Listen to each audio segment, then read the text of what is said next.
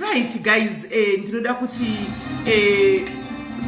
muri yekwa Musakwa, anzi Musakwa ndizvo Mari avanyaradze panguva yavari yekuchema kudai so iyi. Masikira sema mukasema neri kumatima na nyika guys, muri sei sari mwanani ninjani dumela bonjo muri sei hanzi ndikuchogwa kutengera with say Melly we give me signal mapinda machena vedwe kwa inatula kana uri chimoko uchida kutengerwa wigi ndibate tula betuludi hesi kani tula ndo zvandokudira izvozvo mirai. So guys, sezvamunongoziva ndichingoti nenhamo kwamuri Musaka nenhamo kwamuri mese vedu tarasikirwa negamba Zimja dance hall will never be the same again guys. Will never be the same. Makuru wane Chigunduru abva atishisiya tongoti kumuri kwake vedu weka dei mari angokunyaradza panguva ino yamuri kuchema kudai so mwari angokunyaradzai guys. I've never seen such a overwhelming love yandoda pa Facebook. This guy aidiwa, this guy aifarirwa, vanhu vari kumuchema kwese angari munhu asina macontroversy akawanda. Of course yes, pashai pafa munhu kana munhu ari mupenyu apashai munhu anotaura zvaanoda, vanhu vaitaura zvakawanda vaidi, but tisatinei nazvo tongotarisa zvaakaitawo the good side zvaakaita. Handiti zvezvinhu zvokuti anzanga achida kana kutanga achida isati sirisu majaji achanotongwa kudenga kuna mwari wake. Handiti ndokune final yacho, ndokune wamanda yacho, ndokunomira pamberi pejaji uchitongwa isati si majaji. Ngatingoti ngatichemeni vanochema tofara nevanofara. Handitika chete zvezvizhinji izvo is not up to us. Handitika hatisirisu tinokwanisa kutonga. Handiti tongorangarira isu kuti wakatinakidza une muziki yake vedu iwe dzadachiridza pamamunye papa takajamba maspika tikafara. Ndiyo vakaintroduce Zim Dancehall. She was talented and he died at a very young age, 30 something guys, 32 or 33. Angari mwana mudiki mufunge has been going through a lot. Don't judge people based on their actions. Atizivi zvinova trigger kuti vaite zvinhu zvavanenge vachiita. Ngatitange tanzwisa story yavo. Mukazodiga deep into story ya Soldier Love, munonyatsoona kuti he has been through a lot. Ari mwana mudiki akatanga pa age yake ari mwana mudiki zvakaita kuti maybe that pressure yakazoti apinde depression ikamulida kune zvimwe zvinhu antimaona. And pamusoro pezvo he was also diabetic guys, zvokuti mukanzwa story yacho mukautaidza malive ari kuitwa, malive interviews ari kuitwa, kuchiinterview hama dzake vafriends ake aitonza aigara achidonha nguva dzakawanda aingodonha. Handitimaona achingwa kuenda kushow odonha kana kuti ari kushow odonha. Handitimaona. Saka guys zvinorwadza. Let's stop this thing of judging one another. Handitimaona timbotakanzwisa story yemunhu kuti ari kubva kupi ari kuenda kupi. Handitika tisatadi tamhanya kunojaja nekunotaura nekunotuka nekuita zvakawanda. I've seen some other people vachinyora ma hateful comments pashaikwa veduwe kotsumo yainoti wafa wanaka yakaenda kupi. Handiti wafa wanaka ende zvakadaro uchinyora comment iwe wacho are you perfect? Haunawo here zvako zvipanze, haunawo here zvako zvipanze, unazvo zvako zvipande asi ukuona zva Soldier Love kuti aizodai aita madrugs aidai kwenyu hakunawo vari kuporonga, iwe wacho haunamboporonga, uri mutsvene here. Ngatisadaro yeveduwe, ngatisadaro ye.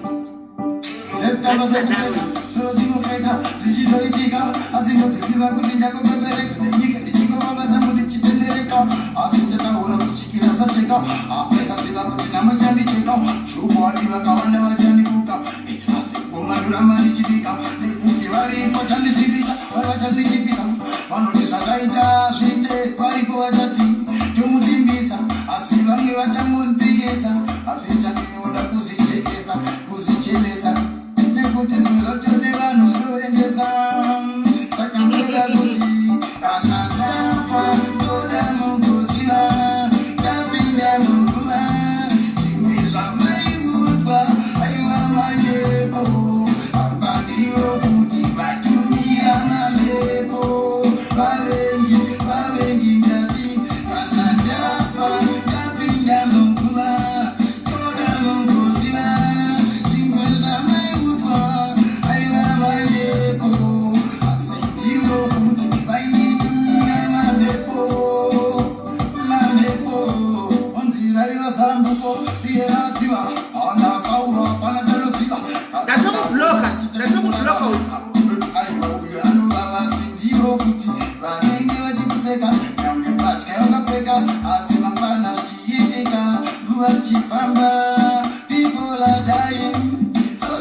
magogo. All right. Yes, we keep on flying, and I keep on flying. I see Chandra Tell right message, guys. Tell right message, yake. Tell right message. Apana munhu nyama anotonga saka Mwari ndo vanotonga nyangwe muchita zvenyu kunditonga munodiona kunge ndinopenge ndikataura munoti hapana tinozikanwa saka ndanoti muzive kuti ndini kana ndafa ndoda mukuziva ndapinda muguva zvimwe zvamaingutwa aiwa manyepo apaniwo kuti vatumira mamepo vavengi ndati kana ndafa ndapinda muguva toda mukuziva zvimwe zvamaingutwa aiwa manyepo asi iwo kuti vainditumira mamepo ungoti chete munhu kana wodola unoita kunge usina tawaingogona ende uchitangana netsaona mota dzako uchifamba pamwe uchispina uchikana kutokurova ungepena ende pese pawakela vaida kungoona zvinhu zvako zichitena asi iwe uchiita tena ende ungoti ndinotemba naMwari ndine faith ivo vane little faith saka ndiri kumberi kwavo chero vachizvitanda naMwari Mwari kudenga vanoona ndachema handachandotyasikana ndaenda ndapinda muguva zvimwe zvamaingutwa aiwa manyepo apaniwo kuti vatumira mamepo vavengi ndati kana ndafa ndapinda muguva toda mukuziva zvimwe zvamaingutwa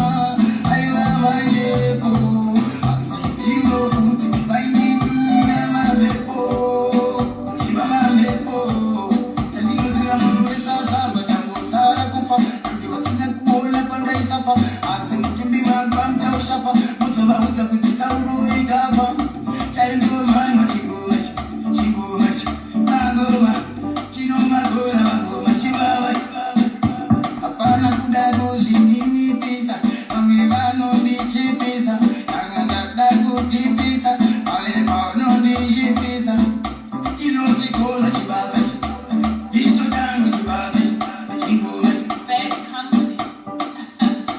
kana ndafa ndoda mukuziva ndapinda muguva zvimwe zvamaingutwa aiwa manyepo apaniwo kuti vatumira mamepo vavengi ndati kana ndafa ndapinda muguva ndoda mukuziva zvimwe zvamaingutwa aiwa manyepo asi iwo kuti vainditumira mamepo. Right. Hanzi kana ndafa ndoda kuti ndapinda muguva ndoda kuti mugozoziva kuti zvimwe zvavainditaura pamusoro pangu anga ari manyepo anditika. So this song was sang last year, ndeya 2020 anditika. Saka kune vaivai vaifafaidza tichitaura zvakawanda tichitaura zvatisingazivi nokuti one munhu aspreada atungidza mechisa ataura ichitomhanya nenyaya dzatisingazivi. Heyo shoko renyu iro rapiwa tese. Hanzi zvimwe zvamaitaura pamusoro pangu takava kutongotaura nezvesongo inhasi because akati tichitaure kana apinda muguva kana afa nditi. Saka ashayika takutongozvitaura. Hanzi zvimwe zvamaitaura pamusoro pangu kunyepa manyepo. Hapana munhu hamuna kuwana time yekuti mumubvunze kuti chokwadi ndechipi, maingomhanya painda mhepo ndokune kwamainda koya kuenda kwakadai toenda ikoko anti mazvona. Saka hey, mashoko makukutu kuimba kwacho kuita kunge munhu aiziva kuti ndakusvika kumagumo angu ekupedzisira anditi maona kuita kunge munhu akuziva kuti ndakusvika kumagumo ekupedzisira. So anyway inguva yekuti tidanane tiri vapenyu anditika izvo kuva vanonzi love more vari kutukani avanonzi love more naiwe love more pana page inoira rati love page rezvozvo wakakura usina kuraigwa love more tungamira ibvirindi hauna kuraigwa zvinototadza kwaunobva kwaunotobva zvotadza kuti wakamira sei. Unonge uchituka vanhu papeji rino iri hausi kuziva zvakutaura usati nyaya iyi unonge uchituka vanhu pano. Love more, goodbye. Anditika ende dei uchibva pano utsvage Mwari uzvibvunze kuti unhu hwako hwaunofamba wakarembedza pasocial media wakadai so unhu rudzi unhu hwakanaka here. Anyway hanzvadzi tosangana anditika kurameno kuti kupi panapa bye block. Atine inewe panapa atidi vanhu vakadai right. Sorry guys, kana vari kuti hatina data guys, tinotongofanwa kutongochemawo nevari kuchema, tinopinda munyaya yedu asitatombochema because ndine ndichiziva time yedu kuti inguva yati kutanga, saka ndatouya earlier anditika kuti guest prepare anditika tichitaura mbijana. So guys, life is too short to keep grudges. I always say regereranai. I always say ngatiregeranai. As much as it's hard, but let's try to live in peace and in harmony. I'm not saying kuti be bad, ndiku repeat again. Munhu ngoregerera munhu otamba yake kwa yanotamba yotamba yako yaunotamba regereranai. And I think this is now a time yekuti nachichifunga kuti why can we not start a program yatinoita each and every day, Wednesday kana kuti Friday tinayo Wednesday kuti maybe 2 my friends vakambotadzira chezvo, one akauya tobata umwe wacho and then they make peace voenda vo separate ways. Kana vada kutamba vese zviri kwavari, one ouya otaura ndakakangasana nhingi shamwari yangu kusvika pakati obudisa chokwadi, shamwari yobatwa futi youyawo voita peace. Antika guys, if we don't unite ourselves, tikasatanga isu pano padiaries kunzoko it's impossible kuti zviitike. Kashoma mapeji akawanda iko zvino ndekungobvarirana, ndekungotarisana pasi, ndekungoshaudana anditika. So why can we not start something pano chiri positive chekuti we spread the love out there to people? Antimaona zvichienda zvakadaro, antimaona unspringing penya handisi kuti zvinenge zvichifamba sei pakupenya kwescreen. But anyway guys, thank you very much nekuve kwenyu pano. Tisati tadana guest yedu yanhasi guys, tiri ku Shadrack, tinobvisa vanzadzi Shadrack munhu anongouya ongotaka kutuka vanhu comment section tisina anditika zvinotonetsa. So guys, again chimwe chinhu chandiri kuda kuti titaure satatanga iko zvino anditika takamirira guest yedu ari kupedza zvari kuita pabasa ari kuenda kumba anditika guys, musacheme nhamo muSouth Africa muno kana kuBotswana kana kupi, regai kuchema nhamo muchingoti zvinhu hazvina kundifambira zvikundifambira zvakanaka nditsvagirewo basa. It's not only basa regara unokwanisa kuti ungoita kuti uwane mari, you can do a lot of things kuti uwane cash. And ndiri kupa pangokurudzirai anditika panapa ndine utano andimoona company iyi inonzi utano. Aya Maheu aya ndakambotauridzai Maheu aya andiri kutomwa zvangu anonaka aya anonaka. Maheu aya neslabor, just put in water anditika wotesa mufiriji kana uchida kutomwa kadaro wotomwa. Good for kutengera vana vechikoro, good for kutengera hama dziri kuZimbabwe anditika. Maheu aya anditi haana labor yakawanda, zvinhu zvakaoma kuZimbabwe kuti vadye 3 meals per day. So also you can be a distributor of this. Unokwanisa kutengesa Maheu aya kwaunogara antika, unokwanisa number iripo caption pamusoro kungovabata chete antika, and then you make arrangements, then you become a distributor antika, uchiwana mari yako. If uchida kubasa you can make extra cash by selling utano. Aya Maheu andakabata asi ari Maheu aya anoya in different flavors. Kune strawberry, kune pineapple, kune vanilla, zvodhipenda kuti unoda api ene makastoma chatsvaga anoda api antika. Munhu wese itsampoint anoda kudya. Iri ndo business isingafira kabda fashion rekudya nekumwa, nokuti munhu anoda kumwa, vazhinji anoda kumwa, vazhinji vanoda kudya, right? Yobva yaita futi masmoothie andivana kune vanofarira futi masmoothie aya, you don't even have to add anything, yakatoperera so yakadai so antika. Become a distributor today, tengesa masmoothie aya antika, anonaka. Maheu avo masmoothie avo porridge yavo inonaka. Kune vana vari kumaboarding school, this is the time you buy this in bulk, otumira mwana achibva yake kwaanenge achibva kumasports kana kupi, anosvika achingodira mumvura yake anditika. Mukaka urimo mukati momu, shuga zvese zvakatokwana, iye kungoisa mumvura otodya anditika. Ine masningikira akasiyana siyana zvakare, maflavor, mabanana, mastrawberry, mavanilla, ine maflavors akasiyana siyana anditika. Smoothie yavo ichi anditi. And then kwaita porridge, sorry ndavhura iri nokuti tiri kuridlawo pano pabasa karakavhurwa andimoona. Iri porridge izi rakanakira vana vechikoro kuseni papa, vana vechikoro havadi kudya makuseni, unongomisira mukaplate wodira mvura kana kuti whatever unodira mukati momu, hanzi vhurai tione. Manje ndakavhura sani ndakumwa chakavhurwa chapera, yakavhurwa iporridge iyi handisi kuti ndokuisira ipai. Iporridge iyi ndo iri kudyiwa panapa naKelly nevasikana panapa andimoona. Yes, it's good for everyone. Cynthia school, it's good for everyone anditika, it's good for everyone. So unongo porridge yako mumvura mwana otoenda, even kuchikoro porridge rimwe rero rinenge chiswa risina dovi risina chii, mwana achida kumbochinjawo makusaini vana vari kuboarding school zvikoro zvavhurwa, handika kumpai odira mvura yake, kana achida kuwedzera mukaka ungodira mukaka wake fresh milk otoenda, handiti maona otomwa. Saka maheu aya akasiyana siyana, handi muri kuona akasiyana maflavors, zvaunoda is what you get. But chikuru chandiri kuda kune vaya vari kuchema, ndibatei kuinbox vari kuda Sandra, kana kuti pamusoro caption pane number yandakaisa, batai number iyoyo, vari kuda kutengesawo, andi musacheme nhamo guys, don't of course yes, apo neapapo mari inonetsa tinopota chijegana nditi, but ngatirege kungoita charity case every time, andika kungoita charity case every time kungoti ndoenda kumadiaries ndonopiwa ndonobatsirwa. Chitengesa, become a distributor, chitengesa maheu. Hakuna mna asingadi porridge, hakuna mna asingadi maheu, hakuna mna asingadi smoothie. Unogona kuwana 5 asingadi, but vazhinji vanenge vachizvida, handitika chitafonera taure navo kuti utengese, handiti kana zvazonyanya kuomesesawo ozouyawo kune vamwe kuti vediwe ndaomerwa ini ndibatsirei, but une something chauri kuita, kwete kungochema nhamo wakagara kuti nhamo vachandibatsira, nhamo vachandibatsira. Do something. Uyu mukana wavhurikawo, kungoshanda chete hakusiri kunoita kuti unze mari. Unogona kuve your own boss uri kumba uchishanda, handitika be a distributor kwaunogara, kuda unogara kumujemiswe kana kunogara kupi. Iyi inotengwa nemunhu suitable for everybody, for everyone, andiona suitable for everyone.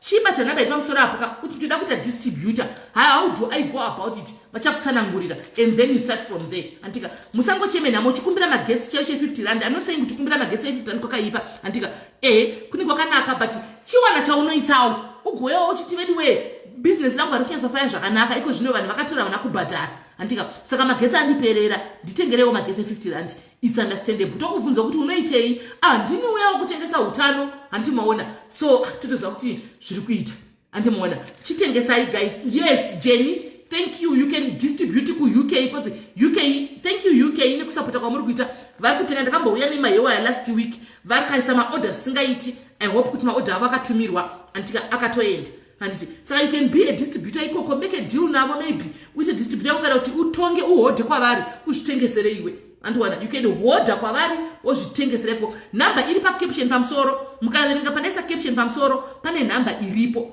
andimaona pane number iripo. Vari ku Cape Town, vari kupi kupi, pane number iri pamusoro apo. Torai number yoyo isai ku WhatsApp, andika speak to the lady, andika iye mu diaries, anditi then you muwedu panapa ndo varidzi vecompany, anditika and then you speak to them. Toda kutengesa maheu, how do we go about it? Tikuda maheu in bulk, ndikuda maheu mashoma ekutumira mwana wangu, ndoda maheu mashoma ekutumira vanhu kuZimbabwe, ndozviita sei, vachakuudza tonoita sei, and then you buy, anditika ngatibatsiranewo pari necessary guys. Vaya vanoti madhaipa everyday even zvakaoma, aiwa wakaonekwa kuzvitengera madhaipa ako, because ukauya kwatichikwa tikumbirawo madhaipa inonzi neni 1 kana neni 2, chinenge chakuti madhaipa iwo usina mari, tenga manapukeni uwache. Saka kana uchizvitengesera unotenga madhaipa kwaunodi aunoda, handitika saka hanzi number ina handisi kuiona caption. Hapana number apo, hapana zvakanyogwa pamusoro apo about maheu kumusoro, hapana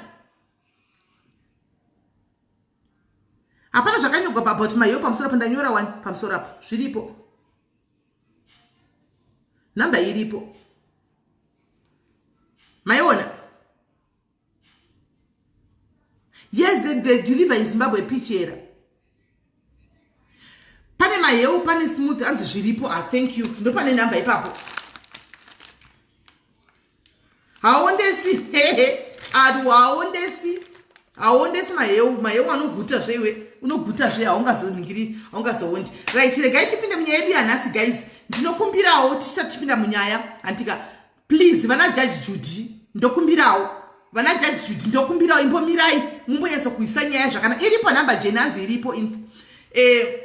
Ndokumbirawo mbomira kujaja munhu ari kuya nenyaya yake, antika ngatiteererei, anditika timbonyatsonzwisisa nyaya yemunhu zviri kufamba sei, antika mumwe wedu anenge auya nenyaya yake. Zvino mukagara matuka mavhonyora munhu asazonzwisisi kuti zviri kufamba sei. Munhu auya pano anenge achida chi, anenge achida kubatsirwa. Anobatsirwa nani? Nemi, antika nemi tese. Saka ma-keyboard warriors please ndibatsireiwo, anditika timbomira munhu wechirume akasumuka achene nyake. I want you to see kuti muone kuti nesuwo vakadzi zvinhu zvatinoita so tozotaura. Regai timbodedza mudzi wenyaya yambuya panapa ataure nyaya yake, munyatsozvinzwira ndokuti munyatso tifambe nebhora zvakanaka.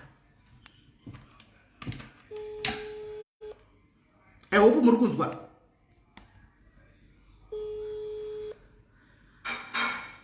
Mems munoiwana?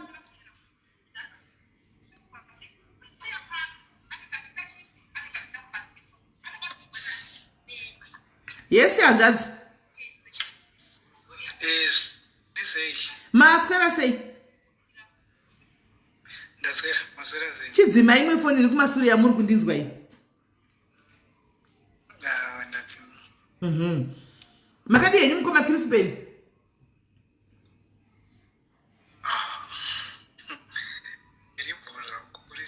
Muri right. Awa Crispin ndo sarenyura nhasi. Anditika. Right.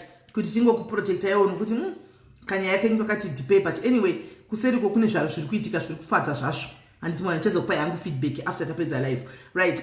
Tinokumbirawo manzvadzi mutange pakutanga nyaya yenyu mufambe nesu muchitudza kuti zvakafamba sei chichakaitika aiwa tiripo zvedu hatina kwatiri kumbanyira takanyatsa kugara para patitomwa zvedu maheu edu eutanayo tinyatsonzwa kuti nyaya yenyu yakafamba sei kuti musvike kuzove pano nhasi chichakaitika. Alright. Nematambudziko angu masoja rafu atisiya. Taonekwa. Masarazi madiaries ayo upo muri right kwese kwamuri mamuka sei vamwe vari kwavari. Nyaya yangu yakamira yakadai. Munomatiri muJoburg ndakasanganawo nemusikana wandakasangana naye but April 2012 takangana through a mutual friend taingobva tese kumusha kumwe chete and then ndobva tatanga kufambidzana saka mukusangana kwatakaita ini ndanga ndine 29 years I think 28 and then she was 26 saka makura aya makuru kuti vanhu munenge matova pastage yekuti maakuita zvinhu muri serious hamuchaita zvinhu zviya zvokungoti zvokungoita zvokunakirwa saka takasvika pakuti tichidaro takadanana I think about 3 months 4 months and then ndobva takuintroduce kuchurch because hatiri vanhu then ndobva panenge pakanyanyotangira nyaya ipapo because kuchurch ndo pakabva panzi saka muri kurongei tikati aiwa isusu tiri kutoronga kuti dai taroorana saka takazotanga kubvunzwa mibvunzo yakaita sokuti saka manga mune mari chii ndikati no chokwadi checho chiripo ndechekuti mari handina because zvanga zvaitika zvekuti ndaibata mari ndichisevha mari but kubva pandakatanga relationship nemusikana basa rakangomira zvekuti ndakasara ndiri pazero saka pandanda kubvunzwa futi kuti ko mari ndikataura mari ndakutotanga kuunganidza but kudanana kwandakaita nemunhu taura kwataiita there were some red flags dzaivamo but ndaisazvitarisa kuti zvoniitikana kuti zvine maconsequences here semunhu anga ari kuda kusettle down ndakasvika pakuti no aindibvunza zvikanzi shamwari une 28 kana kuti chinhu chakaita kana stendi uri kuvaka here uri kuita sei ndati zvinhu zvakadaro zvinhu zvihombe zvokuti at my age I felt kuti ndingotanga nokuti ndaanemba chiriwokoyo kati osvikodana nemunhu anemba yake zvinenge zvisingaiti so I felt kuti ndinofanira kunge ndaane munhu wangu then totanga kuvaka pamwe chete saka zvadaro tazointroducwa kumasofa kuchechi ndakutozikanwa kuchechi ende ndakunzi ndandakiswa kanenge kapressure kekunzi tsvaga mari enda undoroora because wakutozikanwa kuti ndikurudanana nemunhu chokwadi ndakatsvaga mari as much as I could ndaitsvaga mari I think that was in August September October, November ndo pandakaita maintroduction kumba kwedu, vandaenda naye kumba kwedu uyu ndiye wandicharoora uyu ndiningi to the surprise of everyone. Mwana akadzidziswa namai vangu, vakatomudzidzisa kuchikora chiri kuprimary because mai vangu vanga vari teacher. Saka vakatodzidziswa, saka vakatoti mamuchimuziva here uyu, muchamuziva kuti ndimi makamuticha. Vakatokanganwa, vatozivana vafara. And then ndobva kwachizonzi right, saka ngatichitsvagai mari yekudoroora. It was November 2012, takati December, and then January, February, March, kusvika muna July. Muna July ndo pandakazoti ndaane mari yandinayo, but mari yangu haina kuwanda because zvinhu zvaisafamba. I remember I would go ndaenda kuSoweto uko kundonamata ikoko, kune makomo ariko emavha ayani. Saka ndaenda ikoko ndichindonamata ikoko, ndichinamatira this marriage because zvairema, basa ranga risisauye, mabasa andaiwana aya anga asisamuke, but zvacho ndaiziva kuti zvadirwa nekuda kwerelationship because pane zvinhu zvekumba kwavo zvangandiudza kuti unoona chii, kumba kwedu kwakaitwa mhiko.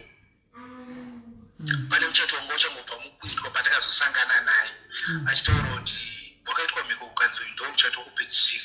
Saka patime yandakasangana naye ndichiziva kuti basa rangu ramira, ndakaziva kuti ndo mhepo dziya dziri kurwisa. Saka ndainamata ndichiti tichasunungurwa because imhepo dzisingadi kuti tiroorane. Saka ndaitomira nemunhu wangu ende ndaitorevesa zvekuti nditori serious, ndikati ndikuenda kundonamata, ndaitorevesa kuti ndikuenda kundonamata zvechokwadi. And then it comes to a point yekuti muna July 2013 chitaurira vana vari kumba kuti vandipe list yekuroora. Maitirwo azvakaitwa ipapo anga araya yekuti tofanira kungokuita then zvobva zvangopera, like zvinongorongwa. Ndifuna kuti vakuru chaivo vakagara pasi because musi wekuroora ndo pandakazonzwa maissues acho, but zvakangorongwa kuvana uku kuti ngatingoshandisai list rakashandiswa pane akaroorwa pokutanga uyu, and then negrosari racho zvese pagrosari pakakatonzayo ndorowandisa panda madrink aya towedzera ichitoti pakakanzirwa zvinhu zvakawanda, zvikanzi solo mutangotenga chete zvinhu zvacho. Saka zvinhu zvacho kunyanya kuwanda, at the same time zvinhu zvacho zvisina ngati hazvisingareme kuita. Saka July ndichipiwa list, ndichibva ndatenga zvinhu zvangu zvishomane zvikanzi saka muri kuenda rini, ndati mirai mari yangu inyatsokwana yandiri kuda. Ifeti ndaitarisa kuti ndinogona kureisa $1,000 then ndobva ndangoti ndaenda. But it happened kuti nepressure yanga yakuuye kuti unoti enda unoroora. Ndakapedzera ndakuti no guys, mari yandinayo inini $500. Zvikanzi aiwa yakatowandisa kuchechwa zvakataurwa, zvikanzi tinoplacea $500 iyo and then woenda nechi $500 so long watoroora because mweya wacho hausi kuda kuti uite sei uroore. Yati habari bo musikana undamupira, ndikashamwari ndo nyaya yapo iyi. Musikana ndobvaenda kuvarungu vake. Musikana aishandira madiplomats, so kana ari madiplomats munhu vanotambiriswa mari kana kuti ndingati minimum wage nyika yaanobva. So these guys they were from states, saka I think aifanira kunge achitambira about $2.5 not marands US.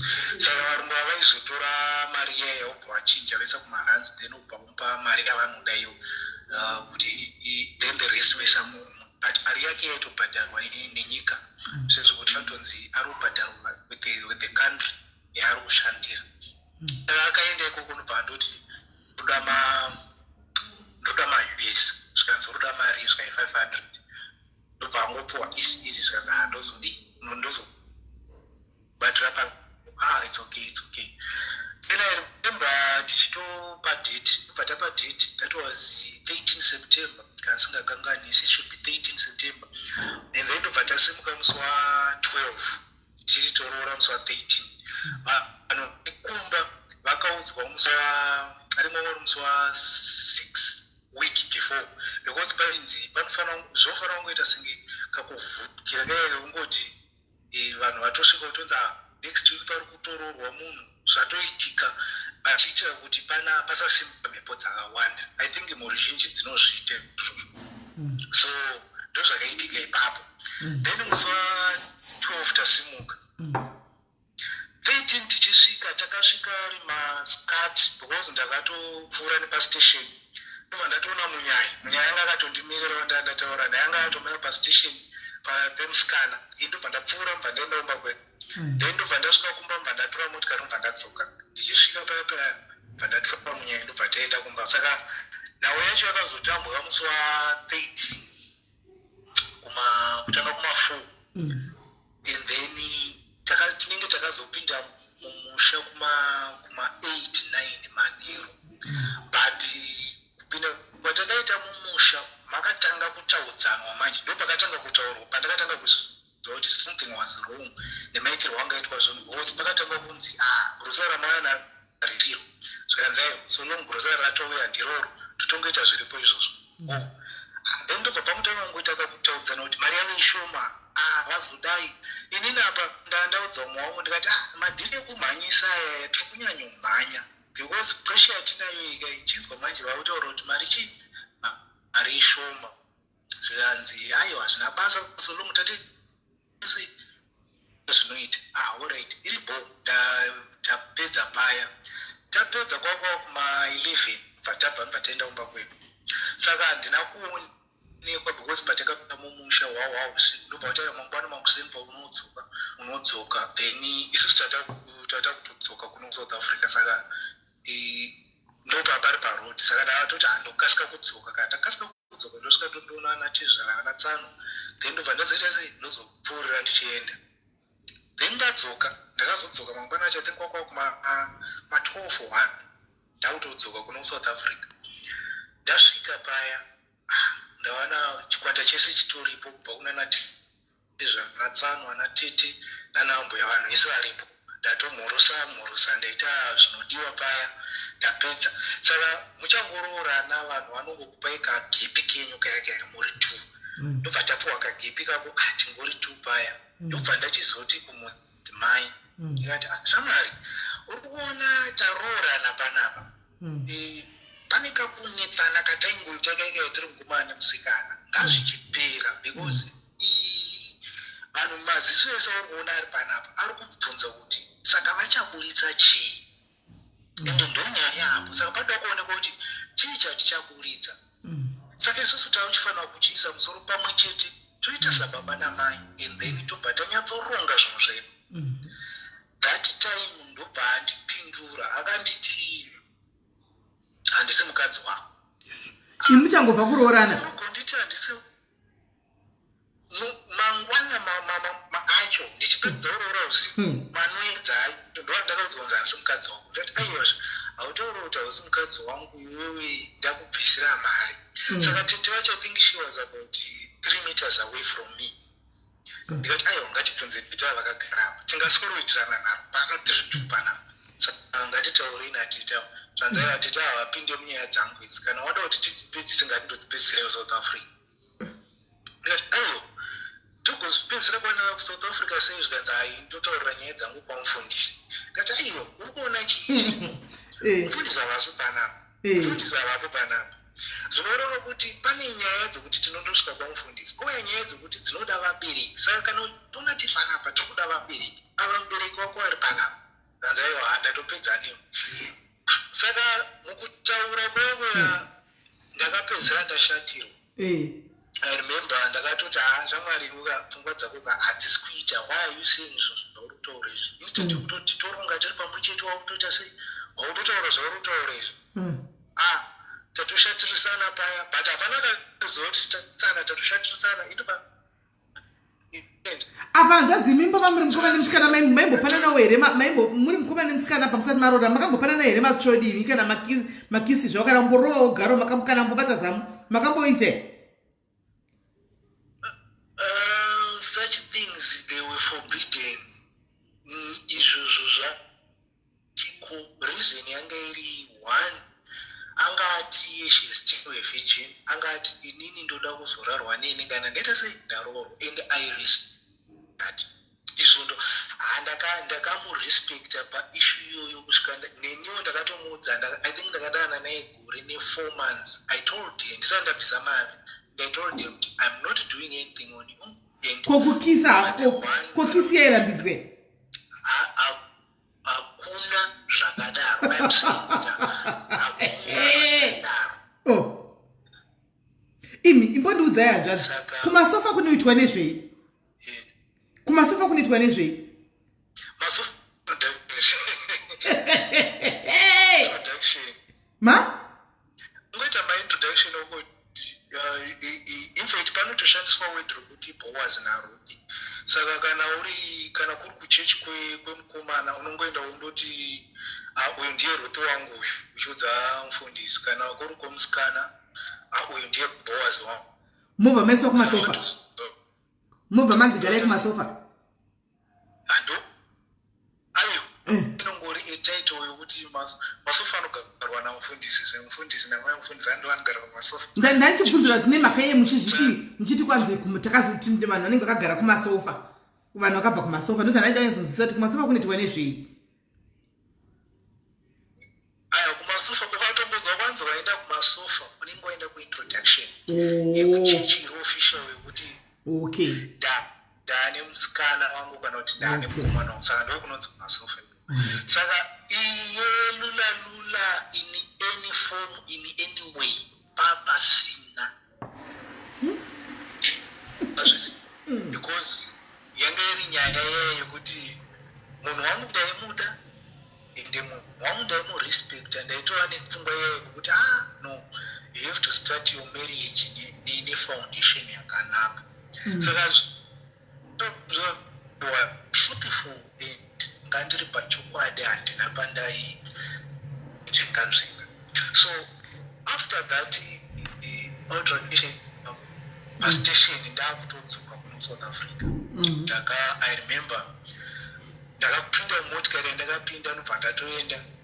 Iye aipa kufamba aisafamba sezvandaiita inini zvekuti kana kuti wakwira chimotikari wandoburukira kudai ayo ndaingomutengera ndindaisponsor majeni zvake. Saka ndaingotenga tiketi reinterdeep inonzi kana kuti pioneer rokuti rinongobva straight rosvika roti mumasvingo, wobva mumasvingo ouya kumba. Saka iye akabva ati ndakuenda kumasvingo, ndobva tokuramba aende kumasvingo indobva ndatodzoka kuno kuJoburg. If I tell you kuti that week iroro rakapera pasina mhoro, pasina kana kufonerana, pasina kana WhatsApp, kana kuti ndeipi pasina. The whole week yakapera. Ruthi wenyu anga kaoma imabva kunoroorana. Ruthi wenyu ouya mupedza vhiki no communication no nothing. Hey Ruthi wenyu bodu that's why ndati ma-red flags acho aivapo katinyaya yekuti ndaiti mweya yeye inenge isingadi kuti tive pamwe chete. So I think after ma-celebrations okuti abvisirwa mari ndo paakazoti ndeipi ndazopembererwa kuchechi. Saka but zvatatiite zvokuti hatitaudzana zvisipo ngatitangai kuita sei kutaura. Ndiye manje aiwa shamwarika unofana kumachuo. Ndiye akazonditanga ndikati aiwa shamwarika unofana kumachuo. Kana tichiti kumachuo kureva kuti uchiita chuo tanga wafunga kuti ndiri kuchiitirei kana kuti zviri kufamba sei. Then I remember ndakatomukotera vhesi yaEphesians 4:29 yekuti mashoko unotaura ita kuti anomanzwa avakwe nawo, kwete kuti unongotaura zvokuti anoputsa anenge achamba. saka zvadaro takazoita dzinenge that was September 1 week ndobva tatanga kuudzana tichanga kutaudzana tikati October then just kuda kundopedza pane nyaya yakamuka but nyaya iyi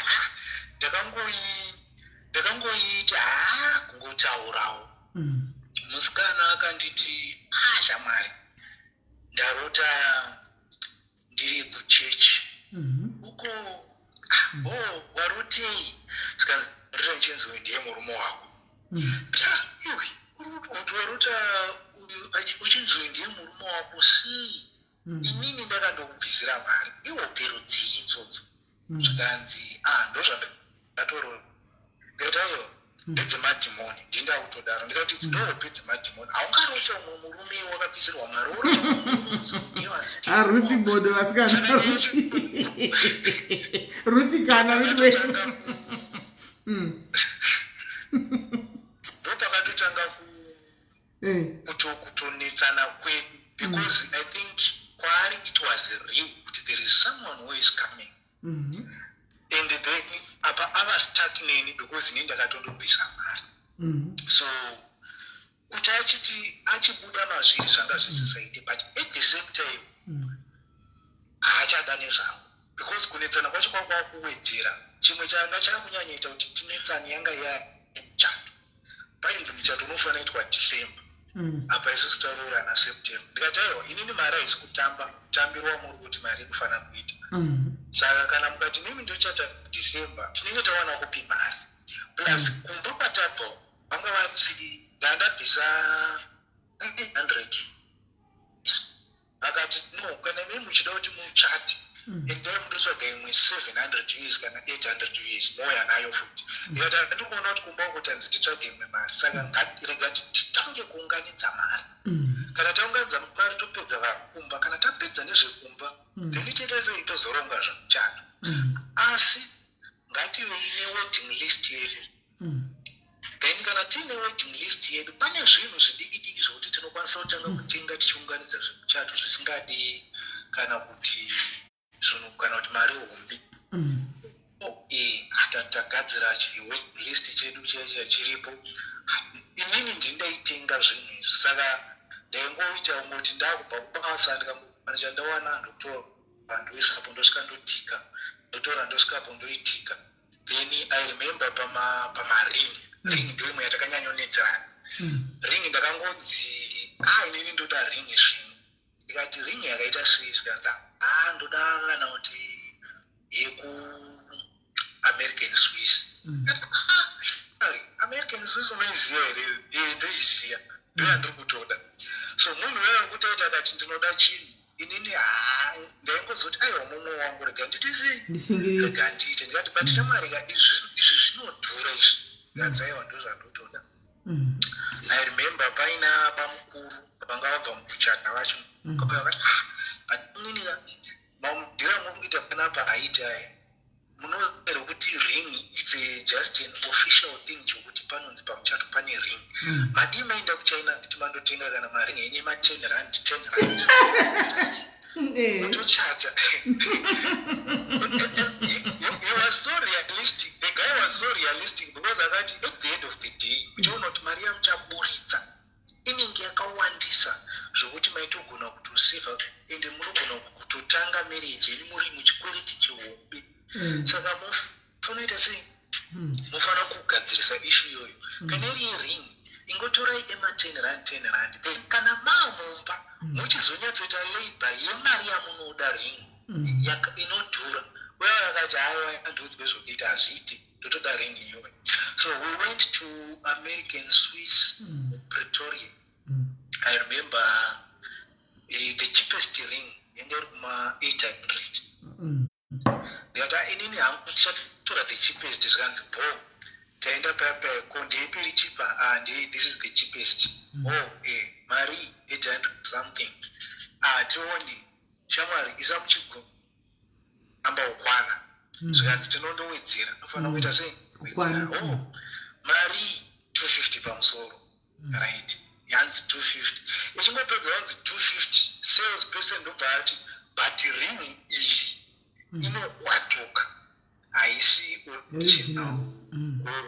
original chi silver but macoated saka inokwatuka ndikashamari do ring ye10 kei handikuona kuti munomiri utengeswa nezita uko ye10 inokwatuka inoita zvese zviri kuita iyi saka tadii tandotorawo ganzaiwa ndode muno I remember ndakatoburitsa mari ndikatenga iyo.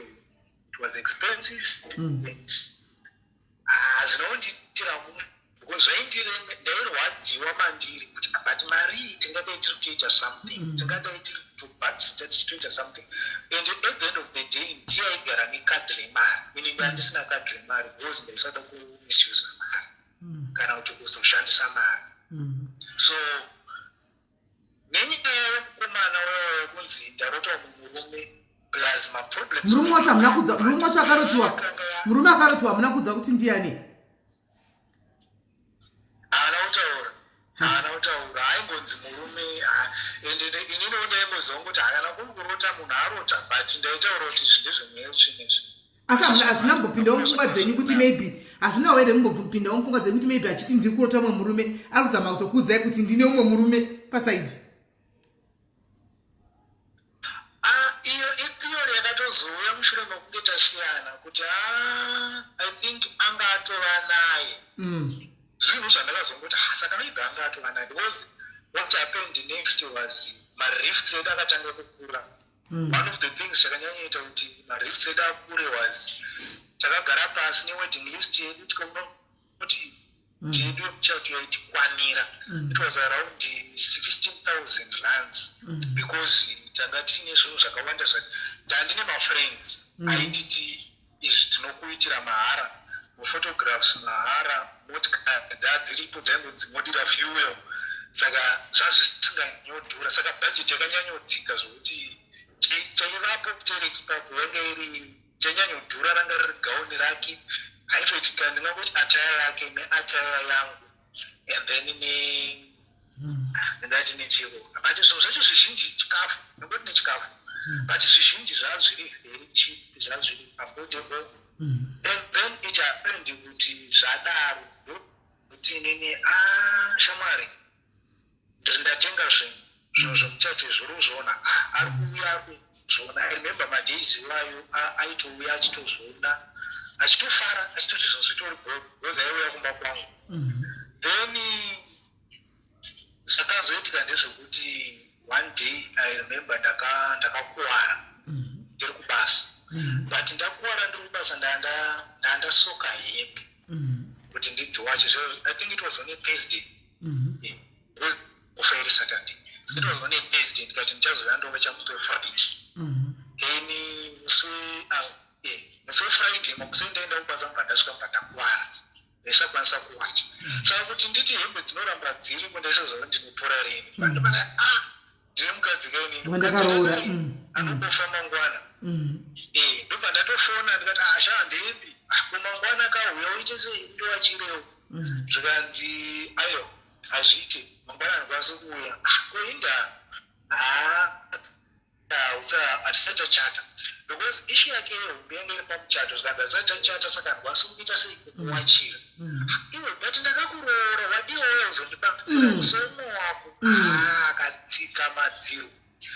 I had to call mbuya mukadzi wasekuru hanzvadzi yamai mbuya ndo andakazoti dai mbuya ndokumbira kwamutaura nemuzukuru wauya andibatsira kuita sei kuwacha apa muna kana 2 weeks mabva kunobvisana namari makutoita zvese izvozvizvi mumana hande I think it was just after 2 months. 2 months ndapedza it was after 2 months. But imimi maifila sei hanzvadzi pa 2 months maifila sei kuti mabvisa mari yenyu yeroora mave nemudzimai antika mudzimai wenyu kumba kwenyu hasviki kungoya kuzokuona iyo kana ndakazotsvaira mumba ndikuenda even musipo muri kubasa ongoti womurume amaigara ndayakuti ndashandisiya makipa kati ndoda kutsvaira otsvaira ake kana kuwacha oinda kana kusiya abika oinda mongobvisa mari oramba achigara uko kumba kwenyu hauyi apa chero uchinzi mai inspector nyaya dzepabonde that was fine mutemo wenyu nemutemo kuchechaditi ko kungoyawo tsvairawo indaki chero musiko hamuna mbochifungawo what was happening ndezvezvezvisimele paiuya it was like unoita senge kupa notice unge uri kupa notice kuti paweekend ndinoda kuti uzouya then pese paakandivhizitira kubva tichitanga kudanana muna April muna 2012 haana dhei raakakwira nemari yake kubva mupretoria kupinda muchopeki ndini ndaimuti kwira kana wakwira wouya nomari then ndotomubhadhara trip iyoyo kuti mari yake auya kuzondiona ndomuti mari yako iyi kana kuti tora mari mukati wouya wokwira wouya kuzondiona saka pese paiuya I was the one who was responsible chero paaiti chirakati next time anotodaenda kumba I would abudisa mari saka zvinhu zvayo kuti patime yandakazondobvisa mari manje zvazva kundiremera mupfungwa ndadziva muchiona chero wiki rakapera ndarwadziwa because mandiri ndaita kuti munhu ndomuda uyu I am trying my best and I am doing everything you know saka where is my problem haasi kuzviona weye but ameno aisazviona kana kuti chii and the rift grew especially panyaya yekuzowacha ipapapa ameno akabva anditi iwewe hausi serious uri kundipopotera because pabakupopoteranwa zvayo kuti mashoko anga akuwanda and then zvichokwadi ndakisati ndakuchiwa ndo pandakadzidzira kuti kana munhu achitaura unonyarara then utanga wanzokutaura kuti chii then wanzomupindura wanyatsofunga kuti uruda kumuti chii but pokutanga pacho ndaingopindura zvongoti yakutaura saka ndazotanga kudzidzira kuita zvinhu izvozvo ipapo then after some time I think that was November ndopatakazoti shamwari mandiri panapa aipa iye anga akutaura inini shamwari inini nezvakwanchana because aitaridza kuti budget yatataita iyeyi akandosvika akandoibhaluma and from 16 zvikadzi 32 why did you just like balloon everything saka paitsvaga wei aitotsvaga wei yekubuda murelationship cup because akuziva kuti mari hapana mune budget yenyu 16,000 kuti muite muchato and iye akunoya ne32,000 figure imambowirirana saka aita kutobuda but imimi mamusikazvioni because mamakanyura nemakumbo nemoyo nemusoro murudomo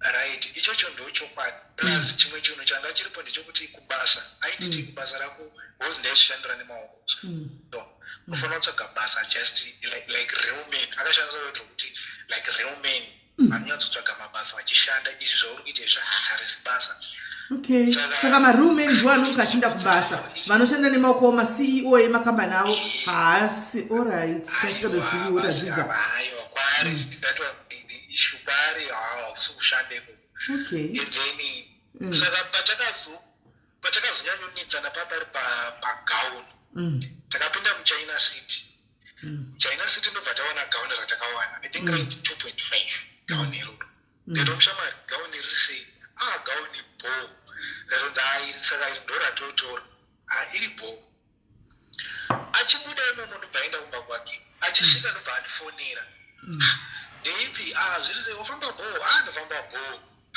kukakozenge kudhiraivha chii pafoni unotonza kuti munhu arodriva tikufamba tikuenda kucenturion kune zvikanzi kune shopu yemagauni iripo saka moda unoita sei kanzi pane magauni atoda kungondoona iri bo atiende kweyo the next thing ndakatongozofonerwa zvikanzi shamwari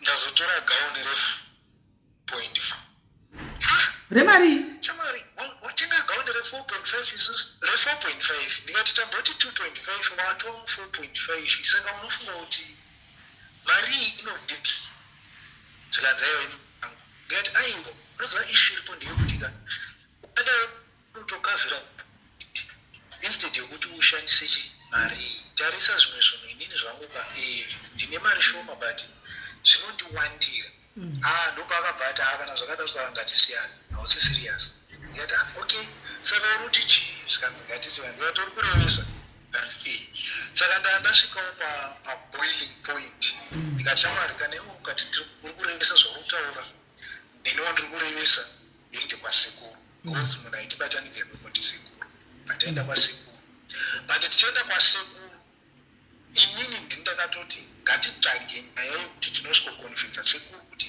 takusiyana because ana sekuru they will not tolerate nonsense kuti hapana mari because that was the real reason yokunzi hauna mari and hausisei yekuti uda kuchatani because paari aiti tofanira kuchata December saka kana iwe ukatadza kuti tichate December hauna mari and you can't do it saka ramangwana chero chairoka rinotonetsa redu haukwanisi kundichenjera aiyo mashamwari upenyu hunorongwa brick by brick haungotanga mimba wakatomisa imba zvikanzi kana zvotoratidza kuti usokwanisa ende kwasekuru taenda kwasekuru sekuru vanoenda kuchechi kumwe chete naropi tasvika kwauya the first thing chatakasvikotaura ipapo ndakati inini sekuru mukadzi wangu ndakaroora because kuna sekuru ndaiziva kuti sekuru anoziva chivanhu saka ndakasvika ngati sekuru inini mukadzi ndakaroora uye mukadzi aroramba kuti ndirare naye saka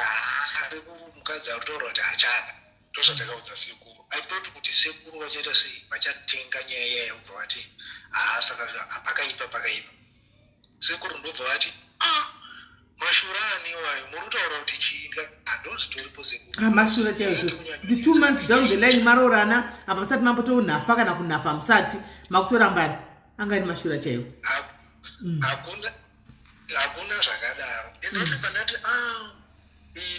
munyaya iripo ndeyekuti hapana mari saka musikana utaura kuti mari apapa kana pasina apa zvinhu zviri kuneni saka ishu iripo kumusekuruka I think it's best kuti tisiyane sekuru ndobva vachizotendeukira kumuzukuru musikana vati no shamwari iwewe rega tikuudze tikakuona uchibuda mumba memurume wako na1 usiku izvozviso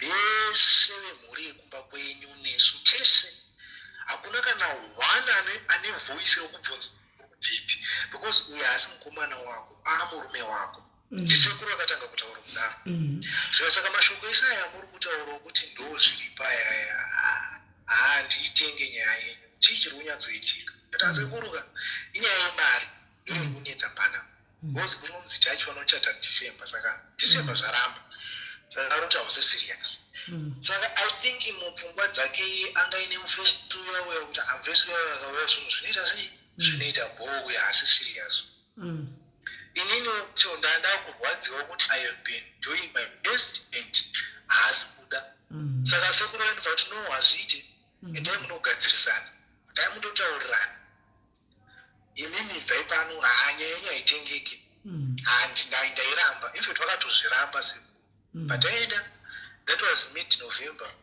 but kutanga kwaDecember ndopatikazonyatsa kuti apa hatina kwatiri kuenda apa beta tichisiyana ende ndiye akatotaura akatoti beta tichinyatsosiyana shamwari izvazviiti izvi asi waasirias ndaasirias then semunhu wanga ari unodzidza zvinhu zvakawanda kana ukaita exposure ndakatanga kumuudza kuti tikasiyana izvezvi the first week, second week, first month, second month, it will be okay. Unenge uchifila senge une burden yapapauri. But uchazosvika pakuti 6 months, 1 year, 2 years, 3 years, uchazotanga kufunga kuti but pepe handina kuresva here decision yandakaita. Ende ndakamuudza tisati taenda kwasekuru kuti izvi zvichaitika izvi. Ndoda kuti unyatsofunga usati wati takuenda. Kana takuenda uko kunondonetsa kudzoka. Zvanzi handa zvipira. I remember musi wacho takabva tatosimuka mbva tanosangana mbva taenda kwasekuru tichisvika kwasekuru sekuru ndo ishu yapo zvaoma saka isu taakusiyana and sekuru ndobva vati kana zvadaro umwe kana abva ataura kuti achada rudo harumanikidzana ndo statement rokutanga ravakataura vakati rudo harumanikidzana musi wacho vakatosimuka vachienda kuZimbabwe vakati ndakuenda kumusha then nyaya kumusha kana maipedzera kumusha whether muchagadziriswa kwawo let's say asi ndakutototaura vanhu kumusha ndikati sekuru izvi ndinonetsa asi ninja ndiri kuda manyamu ndomuromo wandakatanga kuburisa tina sekuru atai zvanzi hazvinetsi kana muine mari dzamunofanira wekeranai kuti mari idzi dzakamira sei mutaurirana kuti mari yakati nemari yakati asi iwe musikana unofanira kuzviziva vakabva vatomuudza vakati asi iwe unofanira kuzviziva ndiremberei mwana uyu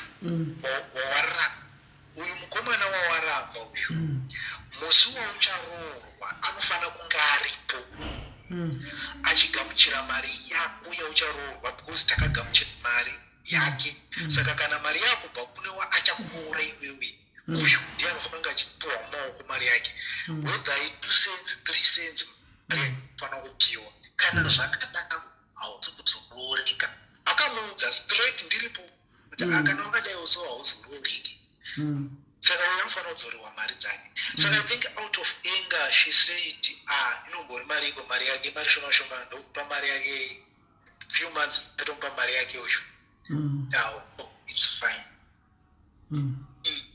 kana muenzi mumba mavaridzi mashoko iwaivana angotipurika ndakatongozvisimudza ndega ngati sekuru ndakuenda sekuru ndobva vanditi muzukuru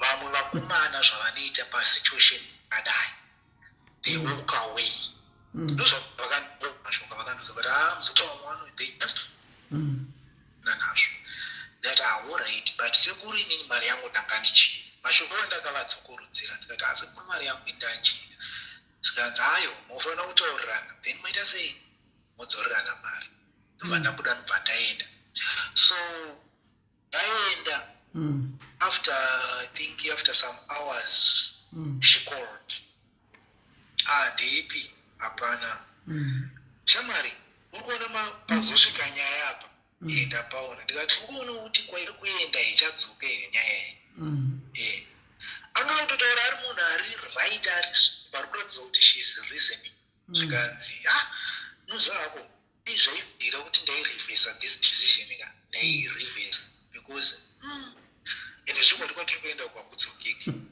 but ndikairevhesa hanzvadzi dzangu because ane hanzvadzi dzakawanda saka akabva ati hanzvadzi dzangu dzinozonga kuti maybe handina kurongeka ati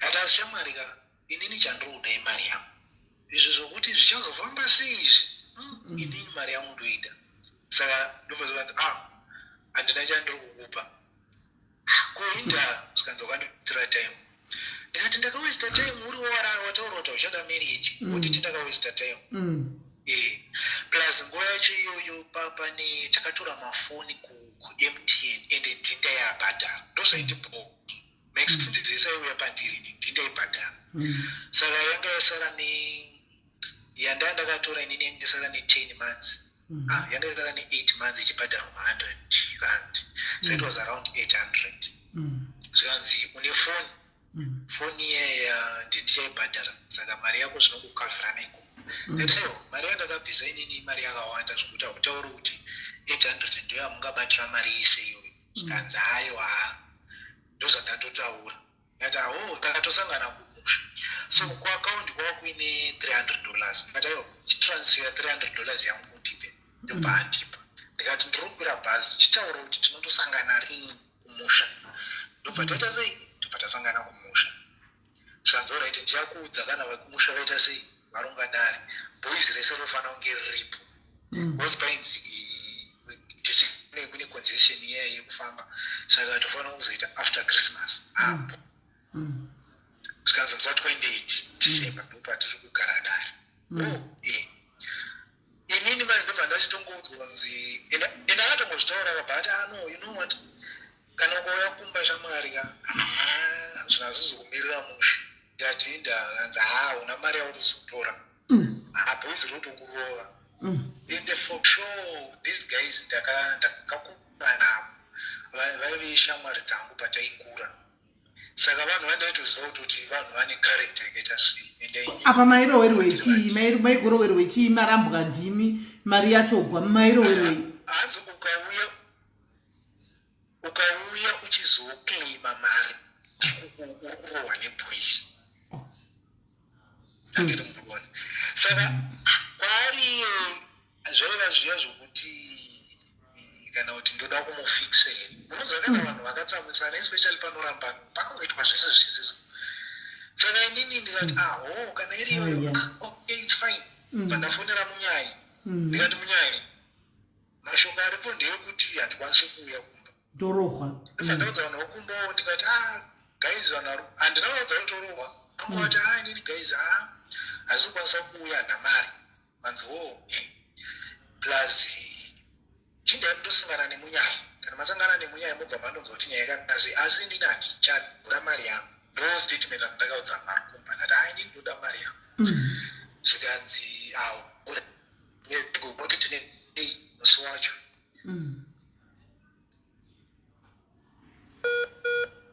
Network.